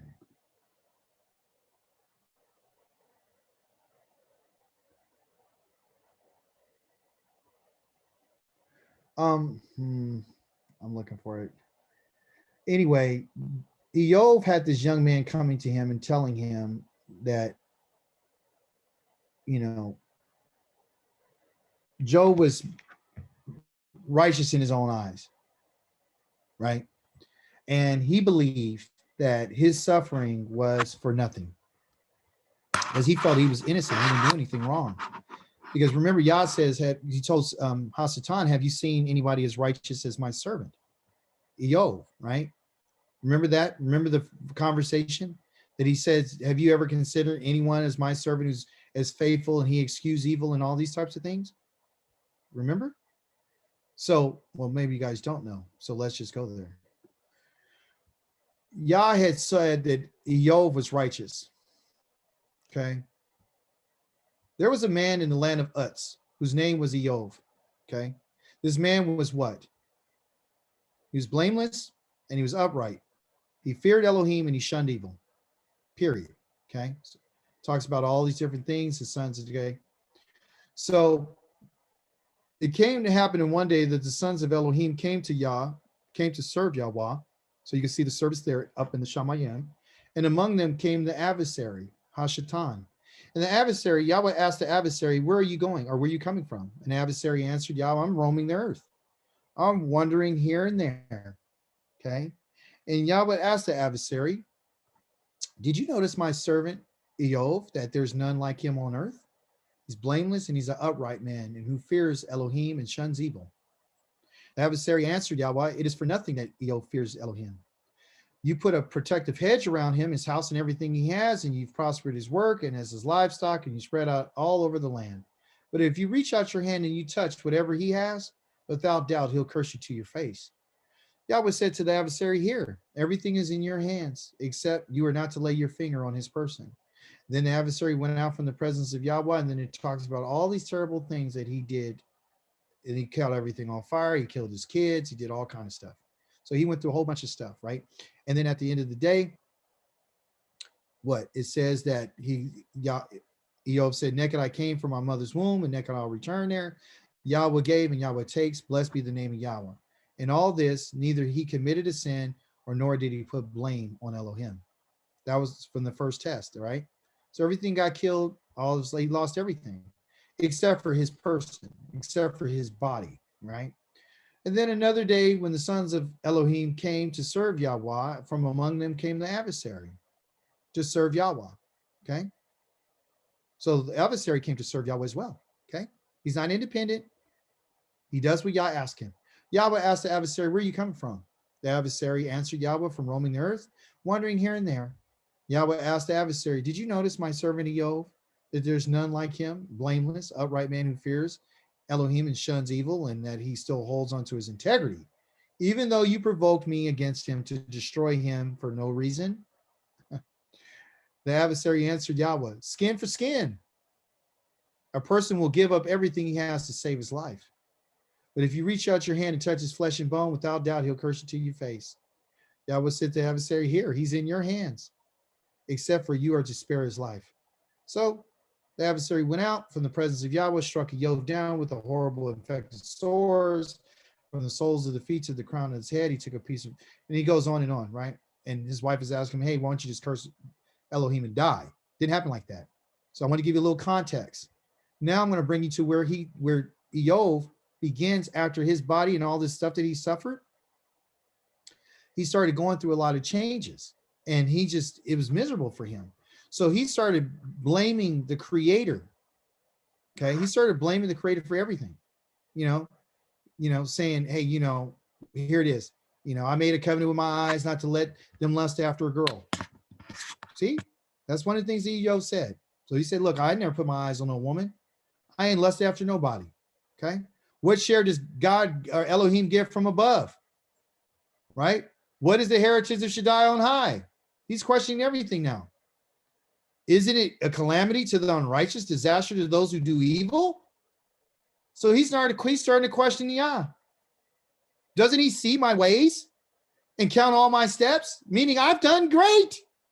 I've never even lusted after a girl. I said, I ain't doing it. I'm turning my eyes from HBO.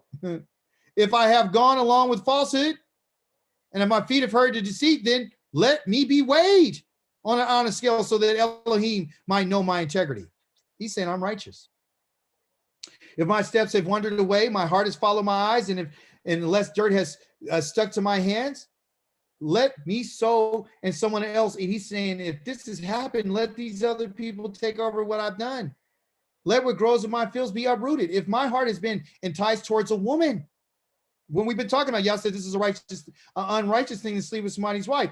He just said, if my heart has been enticed toward a woman, just thinking about her, and I've lain in wait at my neighbor's door to let my wife grind for another man, and let another kneel on her. If I've done that, then let that be for me. Because why? He's starting to question. He's thinking he's righteous. What would be the heinous act or a criminal offense? Because that's what it would be. But that would be a heinous act or criminal offense. For what? For you to kneel on somebody else's wife. A fire that would burn to the depths of Abaddon down to the pit, uprooting all produce. Okay?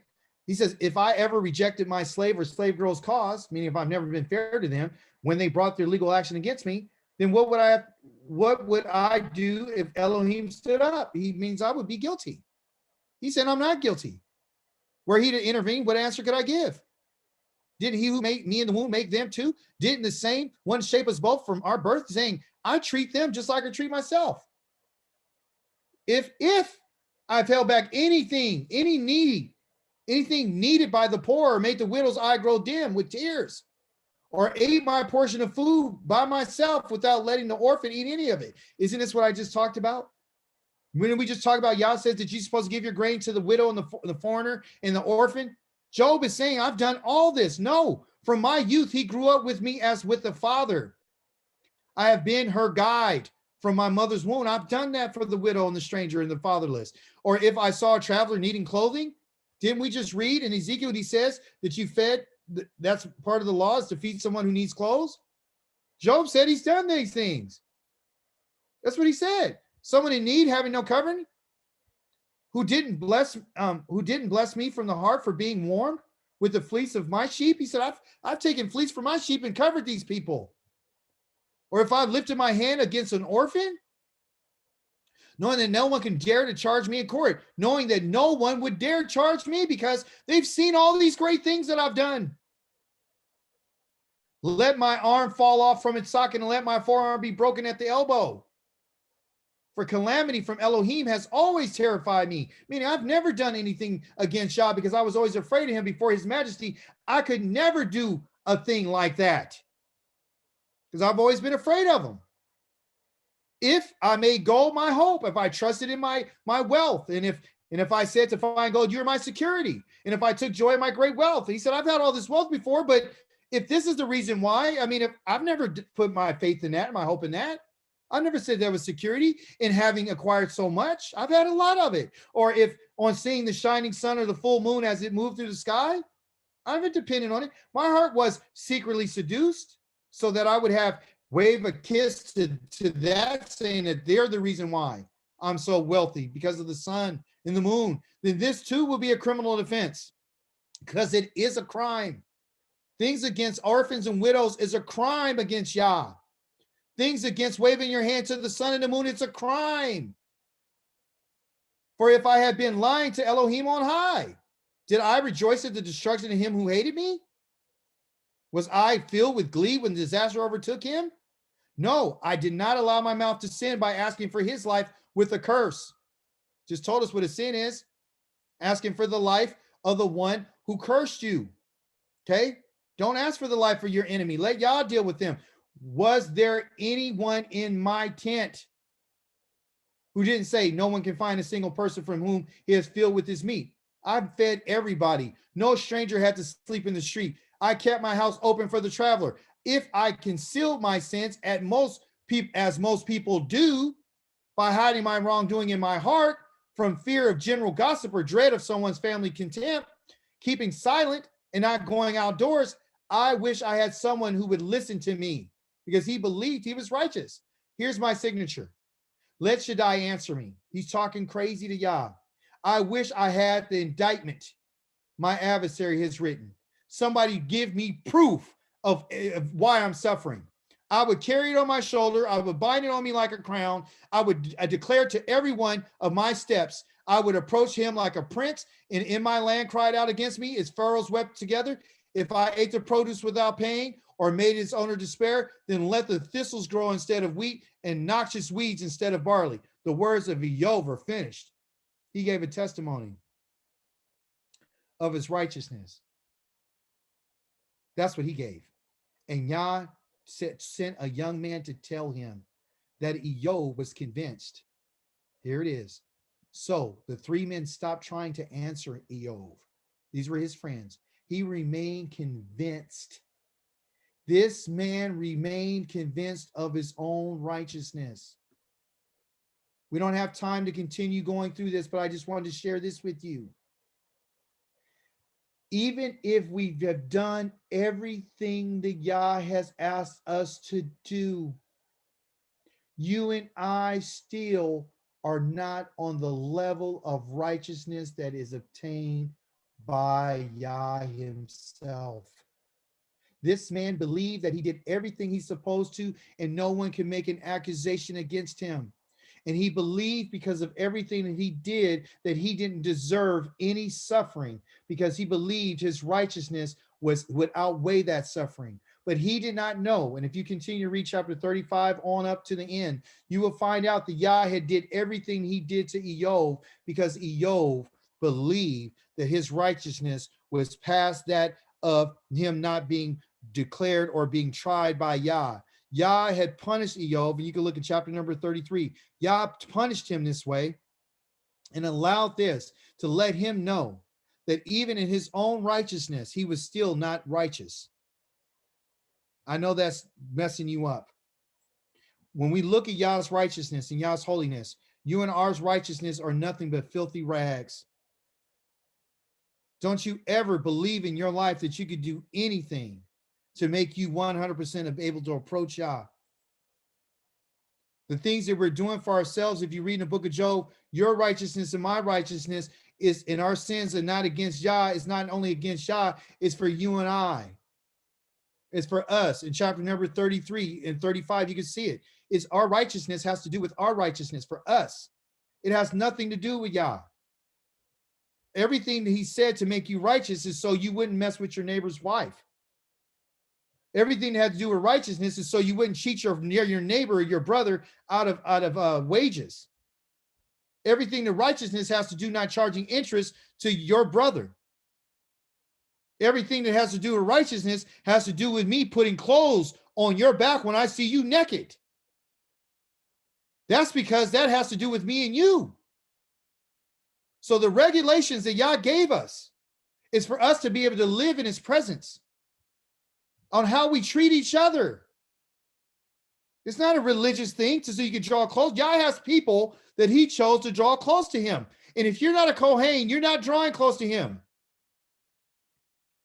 This has never been about anybody else but Israel being a certain group of people to learn how to live among this Holy One.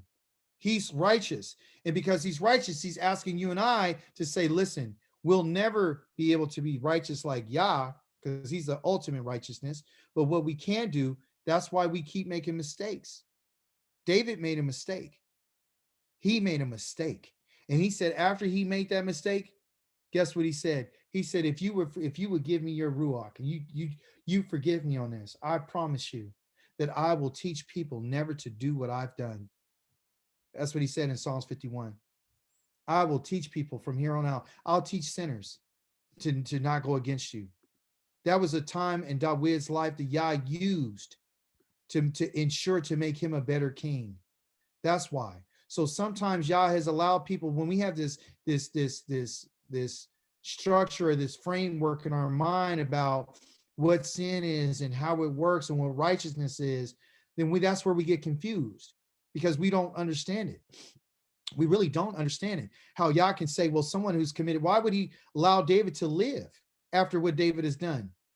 Why would he allow him to be the king and give his descendants forever? Because it was what David experienced. So Yah uses these experiences to bring us to a certain point. Okay. So for one man, Yah says, I don't like this man, like Onan, Yehuda's oldest son. He said, I don't like him. I don't like him at all. Killed him. The second one, he asked him to go and have a child with Tamar, and he didn't. He took his body out of her body, and he ejaculated on the ground, and Yah killed him. Yah says, certain people I'm not receiving, but others he will. Question is, who are you and I to question who Yah would do this with? You and I are not in that place. Yah was to take a man that killed innocent people, Manasseh, and he converted him. He spilled a lot of blood. He was a king, and Yah said, you know what? This is an evil king. But he said he turned. He repented. He turned. You understand? Did he have Yah's laws prior to that? Yes, he did. But did he turn? Yes, he did. So can we go back and forth with Yah? Not. No. You can't. David might have been in that point where he was doing everything Yah said, but it's not to that time where he got to this in particular point right here. This is the one thing that David did, and you never hear of him ever doing it again. Never.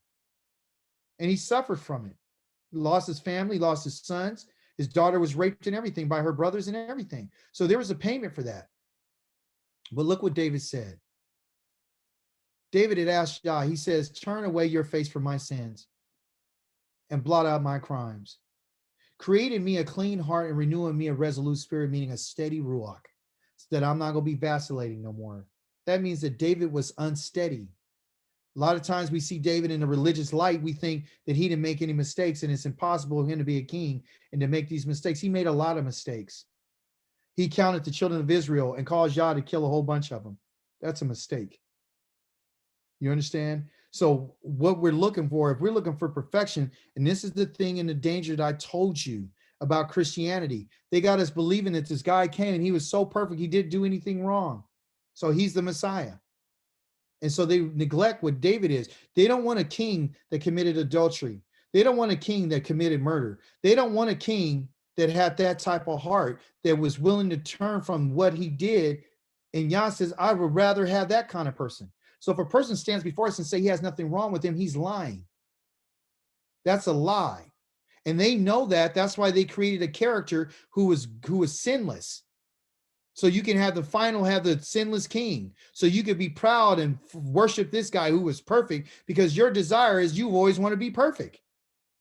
And Yah's telling you and I, according to what we read today, that there's going to be times where you're going to make mistakes.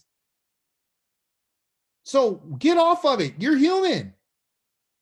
David made some awful mistakes, but Yah loved this man. That's why this man here said, create in me a clean heart, because David's heart wasn't clean. Renew in me a steady spirit, because he was uneasy with Yah. Don't thrust me away from your presence. Don't take away your Ruach Kodesh from me. Restore my joy in your salvation. Let a willing spirit uphold me. There's some contention within us. You and I both can relate to this. That's why this psalm is so powerful. That's why everybody reads it, because they want to be this man. You would want to know that Yah would not take away his spirit from us. If you really cried out to Yah and you really understood how far off you and I have fallen away from Yah, whether it's adultery, whether it's murder, whatever it may have been, you got to come to the end of yourself. And David came to his end. Look what he says in 13. If you would do this to me, it wasn't a guarantee. He begged Yah. He begged him. This wasn't an easy, well, don't thrust me from your presence. Don't take your Ruach HaKodesh away from me. He was crying and begging Yah not to leave him. Begging him. And Yah heard him. He heard his heart. He knew where David was. David was in a place of obscurity. He didn't know where he stood with Yah. All he knew is what he had and what he experienced, what he knew. But he made a mistake. But he wanted something from Yah. He wanted Yah to give him something that he wasn't able to give himself. He knew that his clean heart could only come from Yah. He knew that the steadiness that he needed to in order to serve Yah would only come from Yah. Yah used that act of rebellion to bring about change in David's life, to make him go to Yah to ask Yah for what he needed to rule Yah's people. In your life and in my life, Yah brings certain things to you in order for you to come to him to ask him for what you need to serve him. You got to see that Yah allowed David to do this. Like anything, he's a human being. He saw a beautiful woman who was naked, and he looked at her and he wanted her. You think his intention was to kill a man? That his whole intent was to kill that man? No, he was trying to cover up for his sin. He let his flesh get the best of him. And then when he discovered it wasn't that he was serving Yah in this place of complacency, and there was some questions about how loyal he was to Yah. Yah has always been loyal to him, and David had to be tested, and he failed. But in the failure,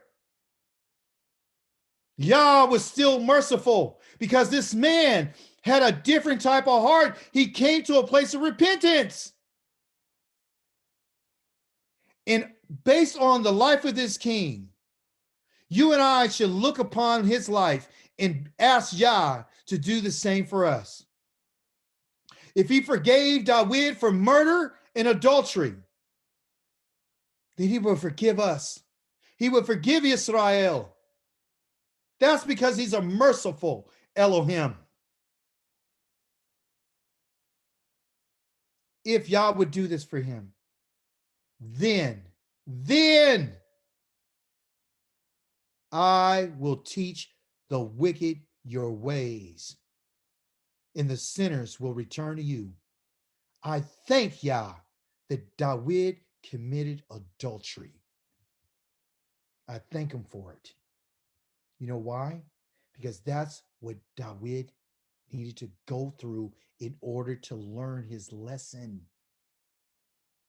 Job needed to go through suffering to know that his righteousness wasn't for Yah. He thought he was right in Yah's eyes, that he was some kind of way untouchable. It is Yah who holds everything together. This man was prideful.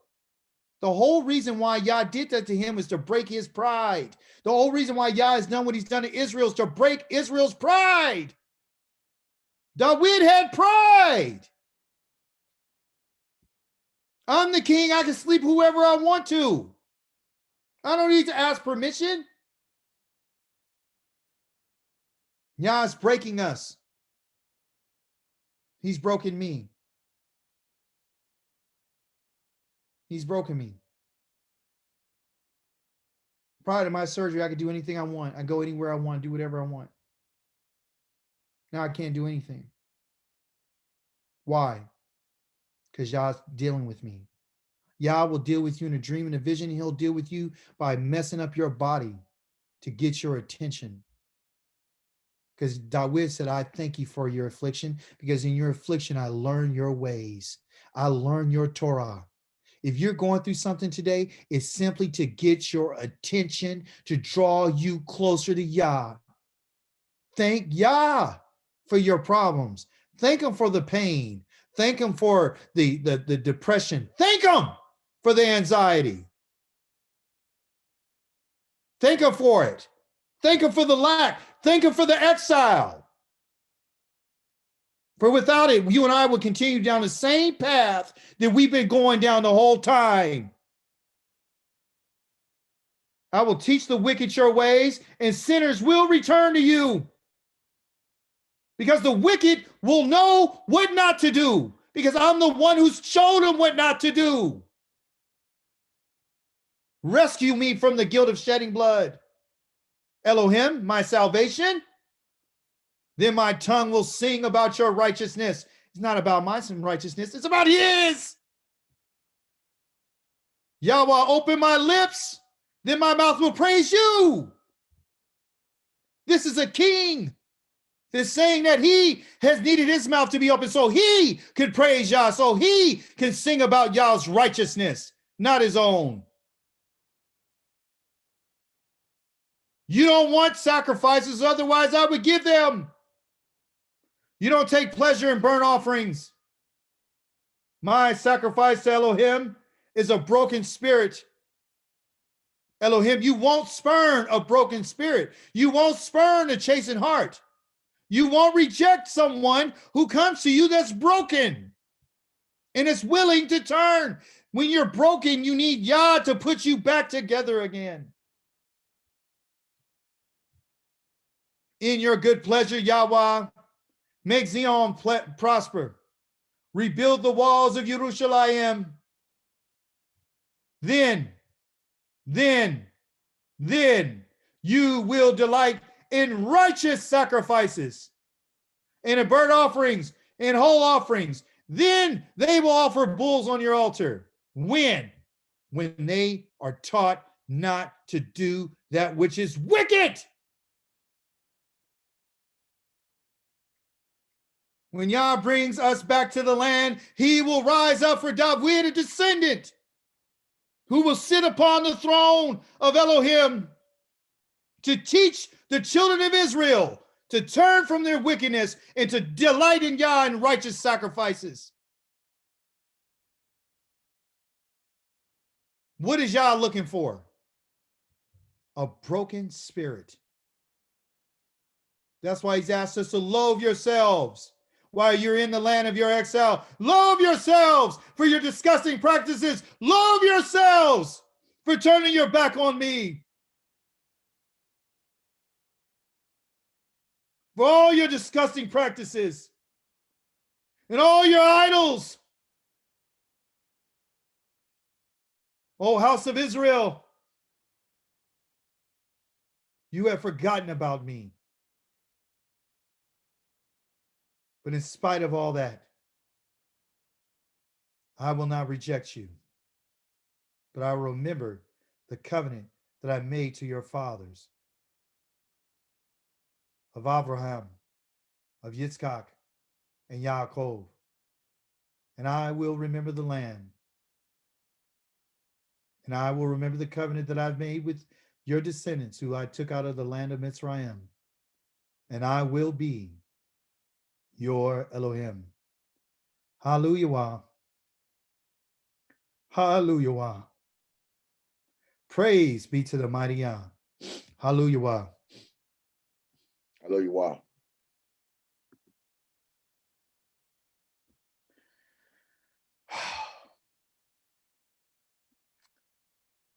I sit here with a broken heart today, not because of anything I've done recently, but I understand what Yah's trying to get from Israel. He's trying to get us to understand that he is the one that is our righteousness. Our ability to do what is right only comes through the Torah. We have to change the way that we think.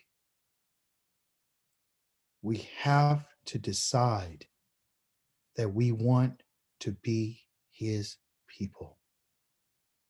And if you made that decision, hold to it. Do not turn away from the living Elohim. Do not get caught up. David, Yes. do you think David was reading the Torah every day when he did that? Yes. I mean, committed adultery. No. You really think he was reading and following the Torah every day? No, I think he got caught up. I think what happened was, remember, it said that everyone else went out to war except for him. And Yeah, he was that's what looking I'm out saying. his window, his palace, and Yeah, he saw this woman bathing. he got relaxed. Got relaxed.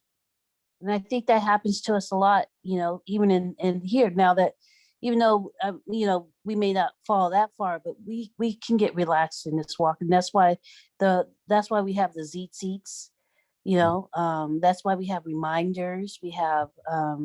That's why we have the Torah portion every day, is because it's to keep us on a path. Thank you. Yeah. Yeah. Rivka, when you said that, it brought to my attention. I'm getting choked up. Forgive me. But I think I shared with the class the other day that Yah had, said, hey,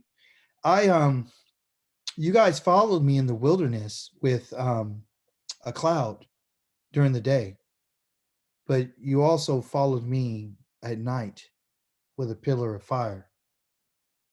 The menorah had to be lit in a rev that's supposed to burn all through the night. Okay. The reason why Yah has a problem with us is because we like to turn Yah on and we like to turn him off. We turn him on during the morning and then turn him off at night. Yah saying, no, I'm in your presence all the time. When you think about doing the things that you do and the conversations that you're having and the ways that you're doing things, I need you to understand that I'm an Elohim that's in your presence.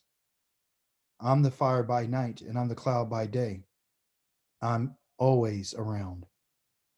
So don't grumble in your tents against me, and don't think that I don't have an eye, and don't think that I don't have an ear.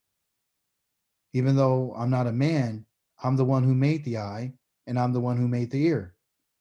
And I know when you say what you say about me, and I hear your conversations, and I hear what you say and I see what you do. And I'm not going to let you get away with it because I love you. I discipline you because of the manner of life that you live. I'm talking to each and every last one of you because the fact of the matter is, I'm going to use whatever I can, whether it's the affliction of your body, it might be your employment situation, it might be family members.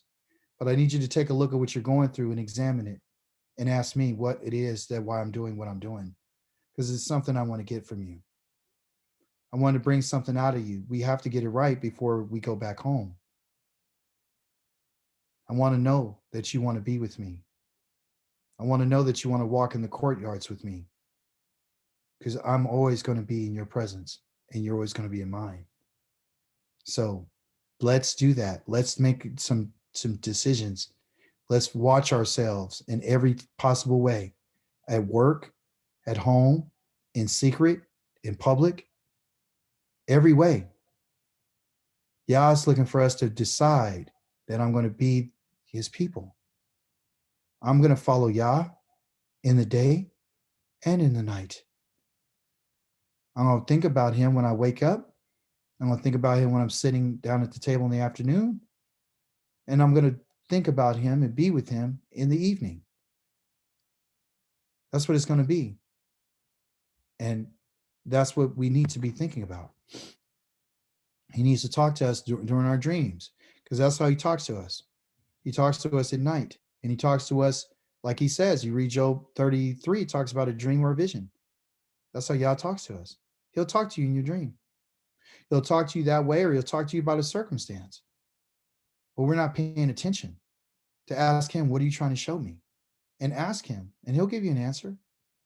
We just don't have that connection, because we're not thinking about it. We've been taught to approach him with empty prayers and rituals and say this and say that, when we're human and he knows who we are. So let's be transparent with our Father.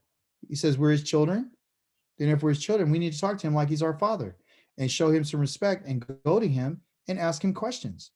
One of the things that I have a hard time with my kids about when they were growing up, especially my son, is I didn't like the fact that if he didn't understand something, he wouldn't come and ask me, when it could have made it easy for him. He thought I was just trying to be his own man, because that's what Western culture teaches you. Be your own person. Think about for yourself. He wasn't thinking I got a father. So he didn't take advantage of that, but he's taking advantage now because he understands, because that's what a father's for, is to be there. And that's what a mother's there for, to teach her daughters. Okay. So listen, Israel, everyone here online is Israel. listen, we are going to get closer to Yah, okay, through this journey so he can show us who he is. He's not the guy that you and I were told in the New Testament. He's holy. We got to respect what he says. Don't change it. Period. Baruch atah Yahweh Eloheinu melech haolam, Yasoror uvodrei de koshek, Diose er shalom, uvodrei de hakol. Blessed are you, Yahweh, our Elohim.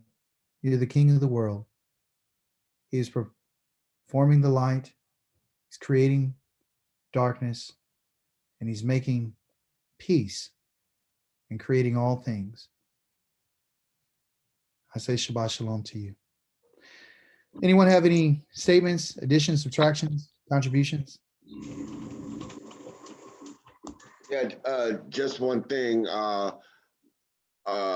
The classes that you gave on Tuesday and Thursday, I got a lot out of it, and I really appreciate it, as well as today.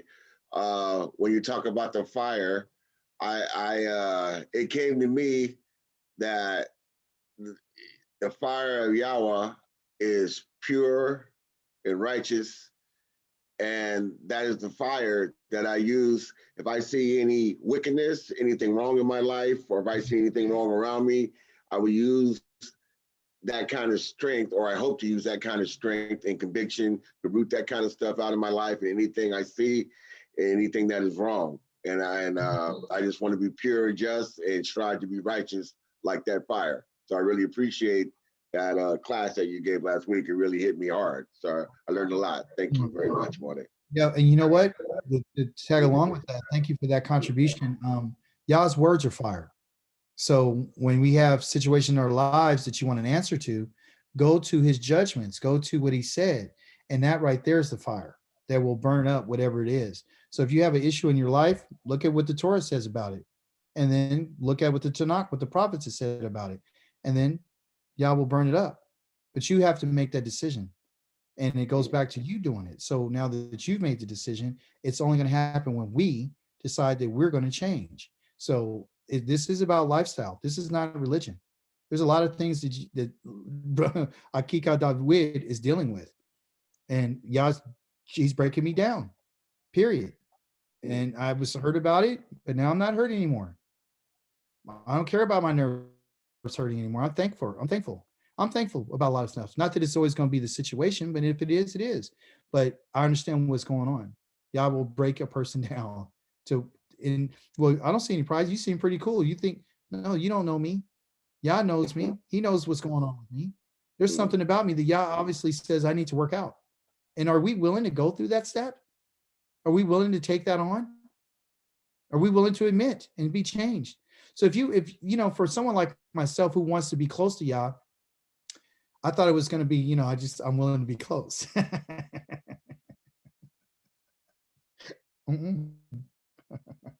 No, you want to be close to the Creator?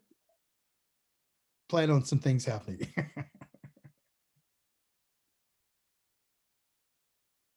That's what it's going to be. He go find out. He will find out if you want to love him or you love him. He'll like he did Abraham. What did he do to him? So take your son up there. Let's see. See, when Yah's testing us, he's want to find out. Yah has to test jewelry and gold and silver and all this. Think about it. He's fire. So if he's fire, because he is, we got the description of Yah. Yah is fire, right? And he says he's going to make us jewels, right? What does it mean? It means that you and I got to go through the fire.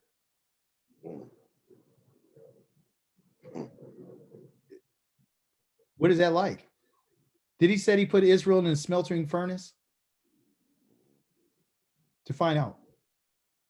He has to test us like everything. Okay, you got to test a plant out. You got to test an animal out.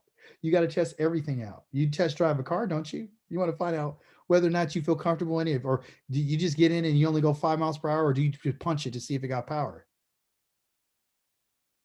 You know, that's what Yah's doing. He's testing us. He's going to test you by whatever he decides. Your test might be different from mine. You know, let's take away David's abilities to walk. Let's get rid of that. Let's see what happens.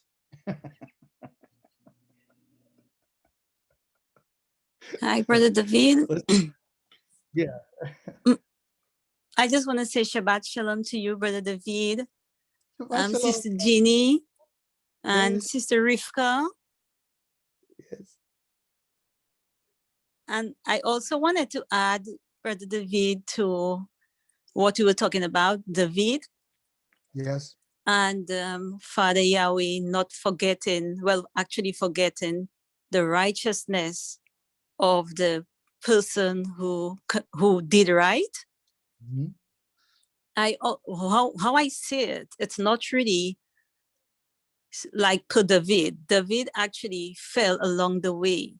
But how Yeah. I'm understanding the text is wickedness in the eye of Father Yahweh is actually somebody who is not following Torah, which is the way his life, I mean, the life that he set, right, through Torah. And if there is a righteous man who actually does Torah, who knows Torah, practices Torah, and has the audacity to actually walk away from that, he is actually Yes. what we call a wicked man. So Yes. I think Father Yahweh is on point by saying that he will not remember Yes. his righteousness. Thank you. That's beautiful. Because that's true. Because he says the wicked, he asked the wicked, why do you take my laws upon your lips and cast my words behind you? And he also says that the wicked, even their prayers and abomination, and those who abandon or refuse to hear the Torah are wicked, right? So that's a good point, and it's a beautiful point. The Yah is 100% correct. A person who turns from Yah's laws, like deliberately, like, you know, hey, I don't care about what you just said. I don't care about that. I don't care about the Torah. I don't care what you said. That's a wicked person, you know, and that's the person. But Yah, even so, Yah is asking the wicked to turn. He says, I don't want you to die. So, you know, make a choice. That's literally what he's asking. Like, you have to make a choice. That's beautiful though. Thank you for that contribution. You got anything else? Because you always have something. I love when you be saying stuff. I don't know if it's because your accent, but it's awesome. What else do you have for us? Well, I was a little curious to ask you a question in Ezekiel. I think you were reading Ezekiel chapter 44. I think it was 44 and verses 25. That speaks about where the priest, he says, and they are not to defile themselves by coming near a dead man. And you did say that it shows that we will probably be dying.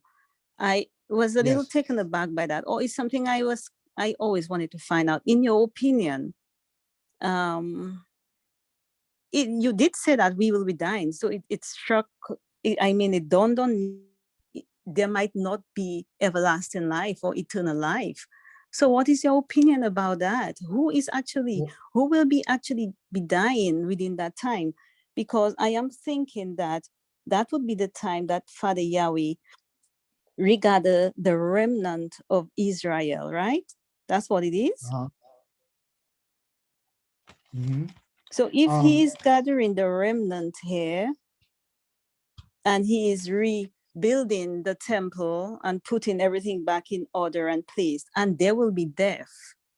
So who will be the persons dying? The people that he said are going to be dying is in chapter number 65 of the book of Isaiah, right?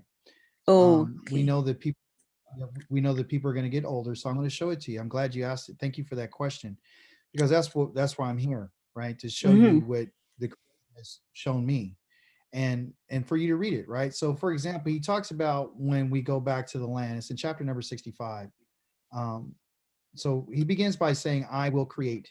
Okay, I create a new heavens and a new earth, in verse number 17, right? Look, So what they've done here is they have put it in a perfect tense, okay, saying that it's done, create. In the Hebrew, it says that it's going to be creating, okay, so it's in a participle. So in order to create a new heavens and create a new earth, we were taught through Christianity that he's going to, you know, burn everything up and he's going to start all over again, right? Yeah. That's Indeed. not true. Okay. So is fire coming? Yes. But how does Yah create new heavens and new, or how's he creating a new heavens and new earth every day? He's creating every day that we have is brand new, by the way. So this is not a day that's already been, it's a day that's fresh, it's brand new, like his mercies are created every day. This is a fresh day. We'll never see this day again. So the creating of a heavens and a new earth is by the cycles of life. So stars, they go through their processes of dying, right? Birds, they go through the you know, generations of birds, and you have a bird and then it has an egg, and then the egg comes down and they grow and they get feathered, then the other bird gets killed or dies. Older people, they have children, their children grow up, they replace them. So when Yah's talking about creating a new heavens and new earth, what he's saying is this generation is going to continue for on and on and on and on and on through the process of life and death. Okay, that's what it is. So he says this, he says past things won't be remembered, meaning it won't even come to your mind because of all the different things. Like when the new generation comes along of children, they won't know about what we've been through, right? So when all these new generations come, these new people are not going to even know about anything. Okay, this is not spiritual, this is physical. Okay, which has, we are spiritual and physical beings, and it has to be one and the same. It can't be one spiritual only and then physical only. They both have to be worked out together because that's how the spirit is manifested through the physical. So be glad and rejoice forever when I'm creating. Okay, look, I'm making Jerusalem a joy and her people a delight. Okay, talking about her people. I will rejoice in Jerusalem and take joy in my people. The sound of weeping will no longer be heard in it, in Jerusalem, and the sound of crying, which is from the people. Nor more will babies die in infancy. They're not going to die in infancy. Okay. No more will an old man die short of his days. So he's going to fulfill his days. Okay. He who dies at 100 will be thought to be young. So they're still going to die. But a person who dies at 100 is going to be thought to be a young person. Okay. So is Yah going to give us eternal life, or is he just extending our lives? The answer to that question is Yah is extending our lives. Because when you go physically back to the land, you're starting to eat better, you get to live longer. Okay. So more than likely we'll probably be living, and he's going to tell us how long we're going to be living. So let's get to it. And it says anyone who dies at 100 will thought to be young. Oh, they died young. Okay. And anything less than 100, man, they must have been cursed. They must have did something. Okay. They will build houses physically and live in them. They will plant vineyards and eat their fruit. They will build and others will live there. Excuse me, they will not build, meaning other people, you know, like we've been building other places. That's not going to happen. He says, they will not plant and others eat, for the days of my people will be like the days of a tree. So how long does a tree last? Some of them pretty long. 100 years, hundreds of years. So when we talk about Adam and Korach in the early days when people were living 500-600 years, stuff like that. So you're going to be able to live a long time. Okay. And the body, you're going to be able to live in a body. Okay. And he says, my chosen themselves will enjoy the use of what they make. So everything that is chosen, the people that is chosen, the ones who decided they want to do what he says, they're going to be able to live in the days of a tree. Okay. They will not toil in vain. So this goes about their work and them using their bodies. They're going to raise children. They're not going to raise children to be destroyed. So they're going to have kids. They're the seed of the blessed by Yahweh, and their offspring with them. Okay. And they'll call and I'll answer, right? While they're still speaking, I will hear. Then he talks about how the wolf will lie down. So what we see is an environment that's changing. The wolf and the lamb will feed together. So there won't be, and this is in Jerusalem. Okay. The lion will eat straw like the ox, but the serpent, its food will be the dust. They will not hurt nor destroy anywhere on my holy mountain, says Yahweh. So there's a group of people that are going to be living in Jerusalem. Okay. And remember, because he's talking about Jerusalem a joy and my people. So what my understanding is that the people who follow Yah, okay, and the ones who have done what he's asked them to do, there's a certain group of people that are only ones who are going to be living in Yerushalayim. Yerushalayim is going to be 6 miles by 6 miles. That's how big the city is. It's not 1,500 miles. It's 6 miles by 6 miles. That's in the book of Ezekiel, okay? And they're still going to have the land. They're going to have Judah and Issachar and all these others. It's going to be all the 12 tribes. They're all going to be there. But the point is my people are going to live there, and I'm going to live among them. So when he talks about eternal life, right? The question comes in to say, well, how long is that, right? What does that mean? You know, how do we define that? Is that I live for a certain time, I die, then I come back? What is it? Oh, is Well, that a Christian? It's probably a Christian teaching. That's a Christian concept.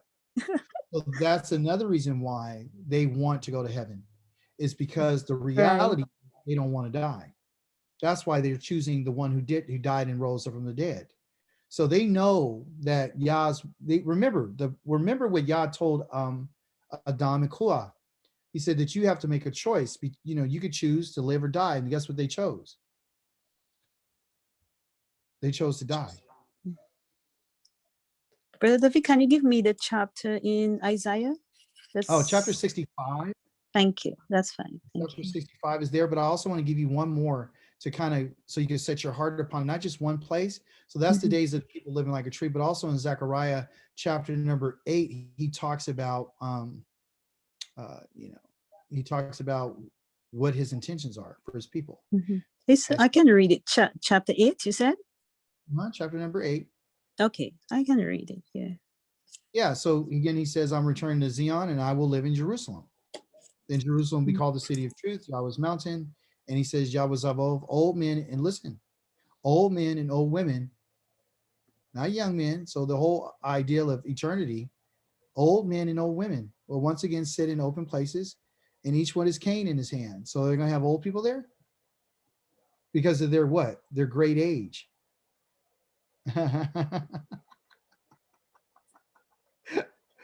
So the whole idea of, this eternal life is beyond. That's magic. That's Greek. Yah's way, he return you back to your land, and then when you guys eat healthy and good, you might live to 300 to 400, 500 years old, 600, 700. Thank you for that. Yeah, but here's the thing. Even after you die, where does your soul go back to? It goes back to the one who gave it to, right? So what does he do with that? Does he recycle it? He just uses what he wants to do with it. That's up to him. And you know that this is true because Yah told us that David is going to have sons and Levi's going to have sons, and they're going to number the stars of the heavens. So that means that there's only going to be a perpetual continuance of people that are going to grow always. It's never going to be one guy's going to be the king forever. That's never going to happen. I had to accept this. It was hard because I wanted eternal life. I did. Like a lot of you do. But the truth of the matter is that that's not Yah's way. Yah's the one who lives forever, not us. Okay. Then you'd be okay with that. Because if you know that Yah's in control of your soul and your spirit, he could do whatever he wants to do with you. If you were pleasing to Yah, he might have you come through again. Who knows? He brought you here the first time, he can bring you the second time. Okay. So when he talks about these people listen what he says. He said, here's what Yahweh says. If you could break my covenant, my agreement with the day and my agreement with the night, so that daytime and nighttime will no longer come when they're supposed to, then my covenant with David, my servant David, also can be broken, so that he will not have a descendant to reign on his throne, or LEWI, who are COHANIM, okay, who will minister to me. Not LEWI from the sake of the minister who doing the maintenance, but they're from the tribe of LEWI, the COHANIM, from that tribe. Just like David is from the tribe of Judah. To the degree that the armies of heaven are past counting, right? The heavens of the armies of heaven, which are the stars, they're past counting. You can't count them. And the sand of the sea is past measuring. So these two ideas about past counting of the sand and the armies of heaven, which are the stars, are past counting. I will increase the descendants That's the plurality that goes with the sand, and that's the plurality that goes with the armies, the stars of my servant David and the LEWI ministering to me. So if those are going to continue, if you can't count the number of stars there are, you can't count the number of sand grains they are, then you won't be able to count the number of David's descendants or the descendants of Kohanim. That's a covenant forever. So is it possible that David's son could be here among the children of Israel? Yes. And he's going to have a son, and he's going to have a son, and he's going to have a son. So just off what we just read lets you know that if there's going to be descendants, so can they all live forever?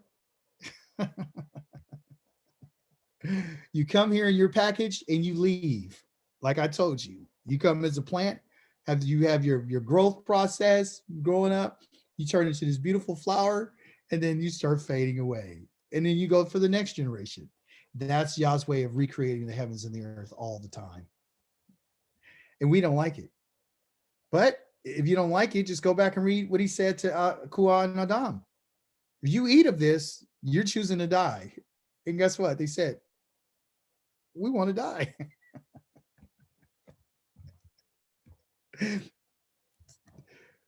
But I'll let you continue through your children. You can have descendants. Abraham, I love you. I'm going to make a covenant with you. You and your descendants forever. Descendants. That's how we recreate.